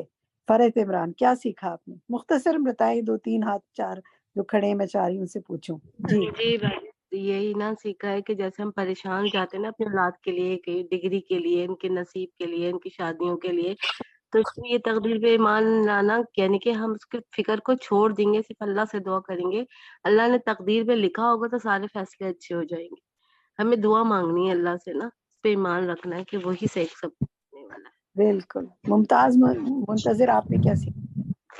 جی باجی، مجھے تو یہ سمجھ آئی کہ تقدیر پر ایمان لانے کا سب سے بڑا فائدہ یہ ہے کہ ہم ہر طرح کے ماحول کو یعنی کہ آرام سے اچھے طریقے سے قبول کر لیتے، چاہے وہ برا خدا نہ خواستہ مسئلہ ہو یا کوئی اور مسئلہ ہو یا کوئی وہ اچھائی ہو، تو اچھائی بھی اس کو بھی اچھے سے لے لیتے ہیں کیونکہ یہ ہماری تقدیر میں لکھا ہوا ہے، مکتوب ہے ہر چیز. اسپیشلی جو برا ہوتا ہے، یعنی کوئی برائی آتی ہے یا کوئی مشکل آتی ہے یا کوئی مصیبت آتی ہے، اس پر ہمارے دل جو ہے وہ بہت مضبوط ہو جاتے ہیں، اس پر ہمارے دل چھوٹے نہیں ہوتے، اس پر ہم لوگ ناشکری نہیں کرتے، شکر کرتے ہیں اس پر بھی. یہ جو لیسن ہے نا، اس کا لنک الدا کراچی کی فیس بک پہ بھی لیسن اپلوڈیڈ ہے. آپ اس کو ضرور کسی کو بھیجیں لنک، اور لوگوں کو بتائیں، کیونکہ دیکھیں ہر وقت ہمیں مسائل کا لوگوں کی طرف سے بھی سامنا رہتا ہے، لوگ بھی ہم سے شیئر کرتے رہتے ہیں. اتفاق کی بات ہے، میں نے کل یہ لیسن سنا اور اس پہ کام کر رہے تھے، پریزنٹیشنز بنا رہے تھے، تو کسی کا مجھے یہاں امریکہ میں فون آیا اور وہ مجھ سے بات کر رہے تھے اور ان کے اتنے مسئلے مسائل تھے. تو میں نے ان کو کہا کہ آج کے سیشن میں نے ایک لفظ سیکھ لیا ہے، مکتوب. وہ کہہ لیں گے یہ کیا ہوتا ہے؟ تو میں نے ان کو یہی کہا کہ دیکھیں، کوئی تکلیف ہے، بیماری ہے، پریشانی ہے، تو آپ کو یاد دہانی کرانی ہے اپنے آپ کو کہ یہ تقدیر میں لکھا ہوا تھا، اللہ کا فیصلہ ہے. اتنی وہ بدگمان ہو رہی تھی اللہ سے. میں نے کہا بدگمان نہیں ہو، اس کے فیصلے حکمت اور عدل پہ مبنی ہے. الحمدللہ اتنی اچھی طرح انہیں بات سمجھ میں آئی. انہوں نے کہا آپ مجھے اس کا لنک بھیجیں، میں سنوں گی لیسن. تو میں آپ لوگوں سے ضرور چاہوں گی کہ یہ عقیدہ تقدیر سے متعلق جو کچھ آپ نے سیکھی ہے نا، یہ ضرور آگے شیئر کریں. مہرین، آپ کیا کہنا چاہیں گی اس حوالے سے؟ جی میں یہ کہنا چاہوں گی کہ جیسے رزق ہے، عمر ہے، بیماری ہے، تو ہر چیز لکھی ہوئی ہے. ہم لوگ گھبرا جاتے ہیں کہ کوئی آزمائش آتی ہے تو ہم فوراً وہ ہو جاتے ہیں کہ کیوں ہمارے ساتھ ہی ایسا کیوں ہوا، اللہ سے شکوہ شکایت کرنے لگتے ہیں، بدگمان ہونے لگتے ہیں. جیسے آپ نے یہ بات کری تو بہت یعنی کہ اس چیز پر ہمیں یقین ہوگا کہ یہ سب لکھا ہوا ہے، اللہ پر توکل ہوگا. اور ہر شر میں بھی کبھی کبھی اس میں سے بھی خیر نکلتی ہے، لیکن حکمت اللہ جانتا ہے بہتر، ہمیں اس کا علم نہیں ہے، ہماری سمجھ بہت چھوٹی ہے. افشاں اشفاق، آپ کیا کہتی ہیں؟ جی السلام علیکم. جی بات. میں بہت کچھ کہنا چاہوں گی اس ٹاپک پہ، لیکن مجھے جو سمجھ آئی ہے نا وہ آج یہ کہ ہماری جو زندگیوں کے سارے پرابلم ہیں وہ ایک اس چیز پہ تقدیر کے راضی رہنے پہ ختم ہو جاتے ہیں. تقدیر پہ راضی ہوں گے سب سے پہلے تو ہمارے اللہ تعالیٰ کے ساتھ جو وہ شرک کا معاملہ ہے وہ ختم ہوگا. ہم اللہ تعالیٰ کو اپنے سے اوپر سمجھیں گے کہ وہ چاہے گا تو سب کچھ ہوگا، اس پہ ٹرسٹ ہوگا، ہمارا رنج غم وہ سب ختم ہوگا، توکل پیدا ہوگا، اور ہم وہ شکر گزاری کریں گے، اور ہماری زبان پاک ہو جائے گی شکوے شکایت سے، دوسرے لوگوں کے ساتھ تعلقات ٹھیک ہوں. ساری گڑبڑ اس بات پر ہے نا کہ ہم ہر چیز خود کرنا چاہتے ہیں. بالکل. لیکن ہم یہ نہیں جانتے کہ ہم سے اوپر ایک خالق ہے ہمارا موجود، جو ہمارے بارے میں بہتر فیصلے ہم سے کر سکتا ہے. لاسٹ کمنٹ میں لے لیتی ہوں. غزالہ سلیم، آپ کیا کہیں گی؟ جی میں یہ کہنا چاہ رہی ہوتی ہوں کہ ہمیں ہر صورت میں تقدیر پر مطلب بھروسہ رکھنا چاہیے اللہ تعالیٰ پر، کیونکہ وہ تو لوح محفوظ میں لکھی ہوئی ہے. اکثر ایسا ہوتا ہے جیسے اکثر ہم سے کوئی غلط فیصلے ہو جاتے ہیں یا کچھ ہو جاتا ہے تو لوگ ایک دوسرے کو بلیم کرنے لگتے ہیں کہ آپ ایسا کرتے تو آپ یہ نہ کرتے تو ایسا نہیں ہوتا. تو یہ نہیں ہونا چاہیے. یعنی اگر کوئی چیز ہو گئی ہے جو کہ غلط فیصلہ ہے تو اس پر بھی ہمیں راضی رہنا چاہیے کہ یہ تو اللہ تعالیٰ نے ہمارے لیے لکھ دیا ہے اور یقیناً اس میں بھی ہمارے لیے کوئی خیر ہوگی. بالکل بالکل صحیح فرمایا. اچھا جناب، آج جو ساتھی باقی ہیں اور سب ساتھیوں سے میں کہوں گی ضرور آپ نے اس حوالے سے کچھ نہ کچھ کسی سے شیئر کرنا ہے. کل اگر آپ بتانا چاہیں تو ضرور بتائیے گا کہ آپ نے کہاں کس سے شیئر کیا اور کیا کوئی فائدہ ہوا. کیونکہ میں نے تو کل اس لیسن کو جب شیئر کیا ہے گھر میں اور آگے جیسے میں نے بتایا تو مجھے تو لگا کہ لوگ جاننا چاہتے ہیں اپنے مسائل کا حل، لیکن انسانوں کے ہاتھ میں نا انسانوں کے مسائل کا حل نہیں ہوگا. چلیں اب ایک ہم سوال لے لیتے ہیں آج، اور وہ سوال یہ ہے کہ روزے کی حالت میں اگر 12 بجے کے بعد حیض آ جائے، پیریڈ سٹارٹ ہو جائے، تو کیا روزہ مکمل کیا جائے گا؟ نہیں جناب، روزہ مکمل نہیں ہوگا، روزہ ختم ہو جائے گا. اگر روزہ किसी वक्त भी दिन में अगर ऐसी कैफियत हो जाए पीरियड्स की, तो चाहे वो 12 बजे के बाद हो, 12 बजे से पहले हो, रोज़ा खोलने से 1 मिनट पहले हो या 5 मिनट पहले हो, आपका रोज़ा अब वो नहीं रहा, उसको आप खा पी सकते हैं। क्योंकि कुछ लोग ना कहते हैं कि अच्छा चलें पीरियड्स तो आ गए हैं, चलिए रोज़ा भी नहीं रहा पर हम खाते नहीं है कुछ, कहीं बेअदबी होगी। नहीं, इसमें कोई बेअदबी नहीं है। ठीक है, आप किसी रोजेदार के सामने अगर नहीं खाना चाहते कि उसको उसको ये एक अदब है कि चलो किसी को हो सकता है भूख प्यास लग रही है तो मैं उसके सामने ना खाऊं, तो ना खाएं आप, वो आपकी मर्जी है। लेकिन आप कहीं अलग बैठ के खा सकते हैं, इसमें कोई गुनाह नहीं है, कोई बेअदबी नहीं है। और आपको ये रोजा आपको बाद में रखना होगा, तो आप इंशाल्लाह रखेंगे। ठीक है, फिर इसके बाद जनाब हमारे होमवर्क्स हैं, आप दिखाते जाएं सारे होमवर्क्स, फिर आपके ग्रुप में शेयर कर दिए जाते हैं। इंशाल्लाह आपने ये सारे होमवर्क करने हैं। कुछ शेयरिंग की भी बात है इसमें, और इसमें देखिए तकदीर पर बहस मुबाहिसा ना करने की भी बात है। लफ्जी तर्जमा मुख्तलिफ आयात और दुआओं का हम आपको देंगे, कल आपने सुनाना है, और कुछ हमने आपको दुआएं मांगने और सिखाने और सीखने के लिए भी दिए आगे। तो ये सब आप इंशाल्लाह कीजिए, अल्लाह ताला आपके इल्म में बरकत फरमाए। अब हमारा पोल टाइम है और आप करेंगी निदा मूसा, इंशाल्लाह वो आपसे शेयर करेंगी क्वेश्चन आंसर्स। होपफुली कल आप हमारे साथ दोबारा ज्वाइन करेंगे 3:30 बजे। जज़ाकुमुल्लाह खैरन कसीरा। सुब्हानक अल्लाहुम्मा व बिहम्दिका अशहदु अन ला इलाहा इल्ला अंता अस्तगफिरुका व अतूबु इलैक। अस्सलाम वालेकुम व रहमतुल्लाहि व बरकातुहू। Over to you Nida. वालेकुम अस्सलाम वरहमतुल्लाहि वबरकातुहू। जी अल्हम्दुलिल्लाह, आप सबके कमेंट सुनकर बहुत ही अच्छा लगा कि आप सबको लेसन बहुत अच्छे से समझ आ गया। लेकिन अब हमारा पोल टाइम है, लेट्स सी कि आप पोल्स कितने अच्छे से लेते हैं। चलें जी, आगाज करते हैं। बिस्मिल्लाहिर्रहमानिर्रहीम। जी पोल्स लगा दीजिए। जी, टॉपिक है हमारा अकीदे तकदीर से मुतालिक दुआएं। और पहला जो हमारे पास क्वेश्चन है वो है कि तकदीर अल्लाह ताला का वो इल्म है जो किसी भी चीज के डैश अल्लाह को मालूम था कि क्या क्या होने वाला है। अब किसी भी चीज के वजूद में आने के बाद अल्लाह को मालूम था कि क्या क्या होने वाला है, या किसी भी चीज के वजूद में आने से पहले अल्लाह को मालूम था कि क्या क्या होने वाला है। आपका काम ये है कि आपने किसी एक ऑप्शन पर क्लिक करना है। आगे बढ़ते हैं। कज़ा, कज़ा का लफ्जी मतलब है डैश। क्या है इसका लफ्जी मतलब? बचाव करना, हिसाब करना या फैसला करना। किसी एक पे क्लिक कर लीजिए। आगे बढ़ते हैं। तकदीर पर ईमान लाना अरकाने डैश में से है। अरकाने फ़िक़्ह में से है, अरकाने इबादात में से है, अरकाने इस्लाम में से है। ठीक है जी, आगे चलते हैं। इन्ना कुल्ला शैइन खलक़नाहु बिक़दर, ये एक आयत है सूरतुल क़मर की जिसका तर्जुमा आपने करना है। क्या है इसका तर्जुमा? आपने सिलेक्ट करना है हमने हर चीज को खूबसूरत पैदा किया है। दूसरा ऑप्शन है हमने हर चीज को एक अंदाजे के मुताबिक पैदा किया है। और तीसरा है हर चीज पहले से ही मौजूद थी। हिंट है आपके लिए, खलक़नाहु बिक़दर। चलें जी, अल्हम्दुलिल्लाह। हमारा जो 5th क्वेश्चन है, वकुल्ला शैइन अहसैनाहु फी इमामिम मुबीन, और हर चीज को हमने एक वाज़ेह किताब में शुमार कर रखा है। यहाँ पर किताब से मुराद क्या है? लौहे महफूज, तमाम इल्हामी कुतुब या कुरान पाक। आपने क्लिक करना है। यमहुल्लाहु मा यशाउ व युथबित, ये पॉइंट नंबर 6 है। इस आयत से क्या पता चलता है?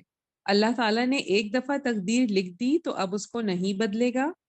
अल्लाह बंदों की पसंद के मुताबिक तकदीर लिखता और मिटाता है। अल्लाह जो चाहता है मिटाता है और जो चाहता है साबित रखता है। आपने किसी एक पे क्लिक करना है। क्वेश्चन 7 है, जो होता है अल्लाह के इज़्न से होता है। यहाँ अजान लिखा हुआ है, ये इज़्न है। जो होता है अल्लाह के इज़्न से होता है। जो फायदा भी पहुंचता है वो अल्लाह की तरफ से आता है। तो जब हम इस बात पर यकीन रखते हैं तो जो फायदा होता है हमको, فائدہ یہ ہوتا ہے کہ ہم میں شکر گزاری پیدا ہوتی ہے اور ہم اس سے ہماری نعمتوں میں اضافہ ہوتا ہے، یا پھر نقصان یہ ہوتا ہے کہ ہم میں کاہلی، سستی، کچھ نہ کرنے اور دعائیں نہ مانگنے کی کیفیت پیدا ہوتی ہے۔ آبویسلی اللہ پر جب سب کچھ اللہ کے اذن سے ہوتا ہے تو ہمیں پھر کچھ فائدہ ہی ہوتا ہے۔ جی، پوائنٹ نمبر 8 ہے الطائم الشاکر کالصائم الصابر، کھانا کھا کر اللہ کا شکر ادا کرنے والا صبر کرنے والے ڈیش کے برابر ہے۔ کس کے برابر ہے؟ حاجی کے برابر، مسلمان کے برابر، یا روزہ دار کے برابر؟ پوائنٹ نمبر 9، آدم کا بیٹا 2 چیزوں کو ناپسند کرتا ہے، موت کو ناپسند کرتا ہے حالانکہ موت مومن کے لیے فتنے سے، کچھ انکمپلیٹ نظر آ رہا ہے مجھے، ٹھیک ہے، یہاں پر اکثر لوگوں نے میں اس کو دوبارہ سے پڑھ دیتی ہوں کہ یہ کیا چیز ہے۔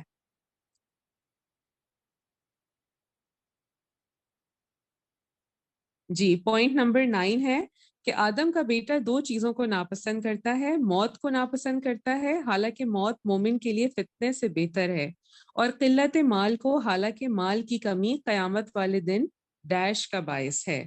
تو مال کی کمی قیامت والے دن کس چیز کا باعث ہے؟ حساب کے ہلکا ہو جانے کا باعث ہے، حساب نہ ہونے کا باعث ہے، یا حساب بھاری ہونے کا باعث ہے؟ جی، لاسٹ ہے بھول کر کھا پی لیں تو روزہ ڈیش کیا ہوگا؟ باطل ہوگا یا صحیح ہوگا؟ آپ نے کلک کرنا ہے، 2 آپشنز ہیں، یاد آتے ہی فوراً ہاتھ روک لینا ڈیش کیا ہے؟ بے فائدہ ہے یا واجب ہے؟ منہ کا لقمہ اور گھونٹ بھی ڈیش کیا کرنا چاہیے؟ پی لینا چاہیے یا اگل دینا چاہیے؟ جی، تو الحمدللہ ہمارا جو اکثریت ہے وہ ابھی کچھ پولز کر بھی رہے ہیں، ریزلٹس آ رہے ہیں، ہمیں نظر آ رہے ہیں۔ جی، ابھی بھی کچھ لوگوں کا باقی ہے۔ جی، کوئی ریفلیکشن دینا چاہے گا اس دوران میں؟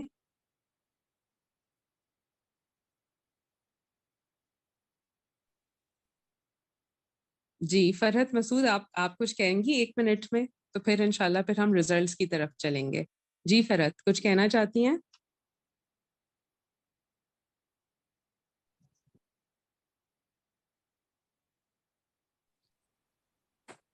جی، میں شبانہ کہنا چاہتی ہوں۔ جی شبانہ بولیے۔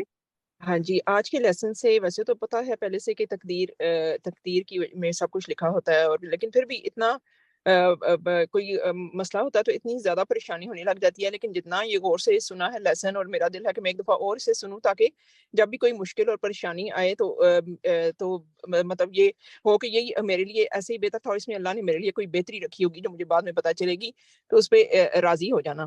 تو جی، اس ایک مطلب ایک ایسی مثال کے طور پہ میں بتانا چاہوں گی کہ میرا بیٹا وہ بہت اسٹرگلس کرتا ہے اسپورٹس میں، تو لاسٹ ایئر بھی اس کو انجری ہو گئی بیک کی، اور اس سال جب اس کا باسکٹ بال کا سیزن شروع ہوا تو اس کے ریسٹ میں انجری ہو گئی، اس سے پہلے ہو گئی تھی 2 months پہلے، تو وہ اتنا مطلب اپنی تکلیفوں کے باوجود اتنی وہ اسٹرگل کرتا رہا جم جا کے، لیکن وہ اس طرح سے اس کو موقع نہیں ملا اور وہ کھیل نہیں سکا۔ اب اس نے ٹینس شروع کیا تو وہاں بھی کوچ نے اس کو اتنا ٹائم نہیں دیا، تو وہ بہت ٹینس تھا کہ میرا کوچ میرے ساتھ اس طرح کیوں کرتے ہیں، میں اتنا اسٹرگل کرتا ہوں، لیکن آج میرا دل ہے کہ شام کو اس کو بیٹھ کے یہ سارا کچھ میں اسے سمجھاؤں گی کہ مطلب تاکہ وہ ڈپریس ہوتا ہے تو میں بھی ڈپریس ہوتی ہوں، تاکہ اس کا ڈپریشن ختم ہو، اور وہ اس جتنا چیز آپ کو۔ یہ تسبیح پڑھیں گے نا، رضیت باللہ ربن وبالاسلام دینا وبمحمد نبیہ، انشاءاللہ آپ کے ایمان میں اور پختگی آتی جائے گی انشاءاللہ۔ تو جب بھی کبھی کچھ کمی کا احساس ہو تو اس تسبیح کو کثرت سے پڑھیں۔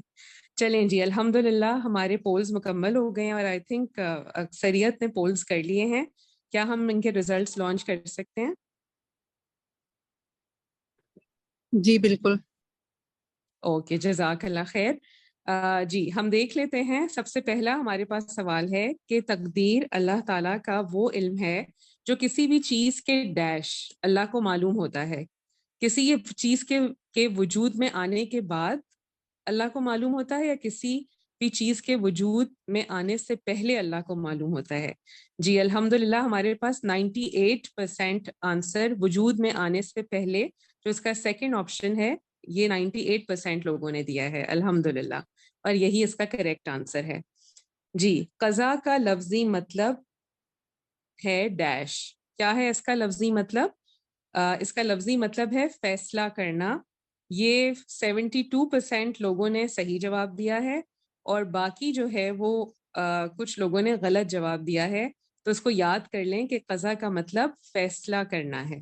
ٹھیک ہے، آگے بڑھتے ہیں. تقدیر پر ایمان لانا ارکان ڈیش میں سے ہے، ارکان اسلام میں سے ہے. اور ابھی بھی کچھ لوگ کہہ رہے ہیں عبادات میں سے ہے.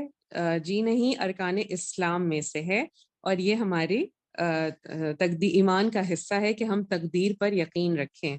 تو ہم اسلام لاتے ہیں، ایمان لاتے ہیں اسلام پر، تو یہ ہمارے ایمان کا بھی حصہ ہے.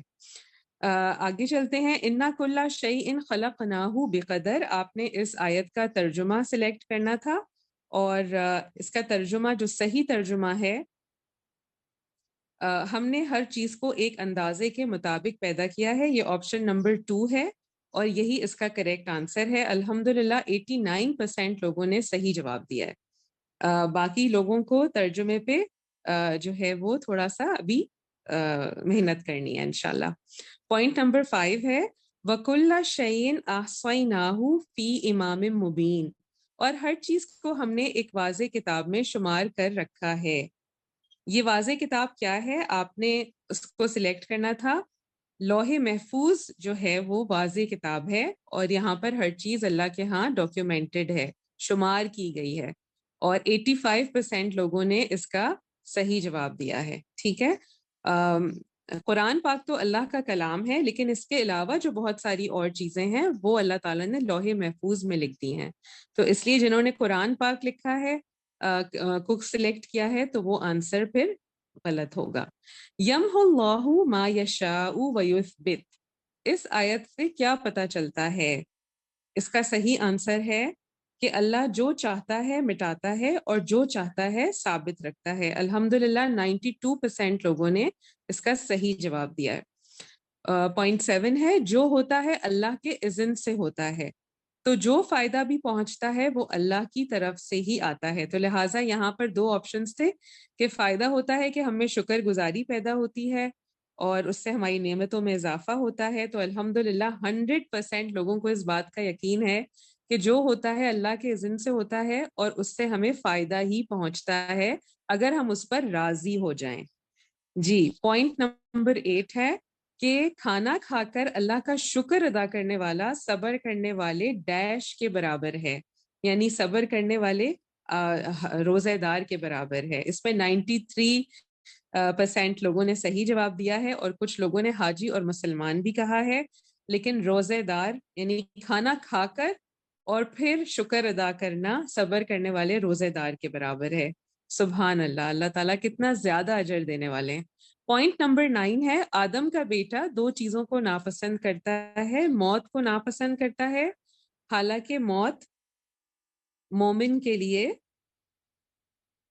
فتنے سے بہتر ہے، اور قلت مال کو، حالانکہ مال کی کمی قیامت والے دن ڈیش کا باعث ہے. تو اگر کسی کو مال کی کمی ہوئی ہے تو حساب اس کا قیامت کے دن ہلکا ہوگا. تو اس کا جو صحیح جواب ہے وہ ہے حساب کے ہلکا ہو جانے کے باعث ہے.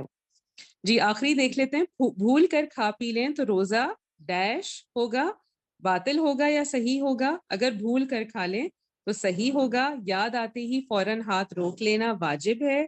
منہ کا لقمہ اور گھونٹ بھی اگل دینا ضروری ہے. یہ جو ہے الحمدللہ اس کا کریکٹ آنسر ہے. تو الحمدللہ 95% لوگوں نے جو ہے وہ سیکنڈ آپشن کو سلیکٹ کیا ہے. اور کچھ لوگوں کے جن کے آنسرز صحیح نہیں ہیں، تو کبھی کبھی ایسا بھی ہوتا ہے کہ ہم جلد بازی میں غلط جگہ پہ کلک کر لیتے ہیں. تو کوئی بات نہیں، اللہ تعالیٰ سے دعا ہے کہ اللہ تعالیٰ ہمارے علم اور عمل میں برکت دے اور ہمیں خوب اچھی اچھی حکمت سکھائے. جزاکم اللہ خیرن کثیرا. سبحانک اللہم و بحمدک، اشہد ان لا الہ الا انت، استغفرک و اتوب الیک. السلام علیکم ورحمۃ اللہ وبرکاتہ.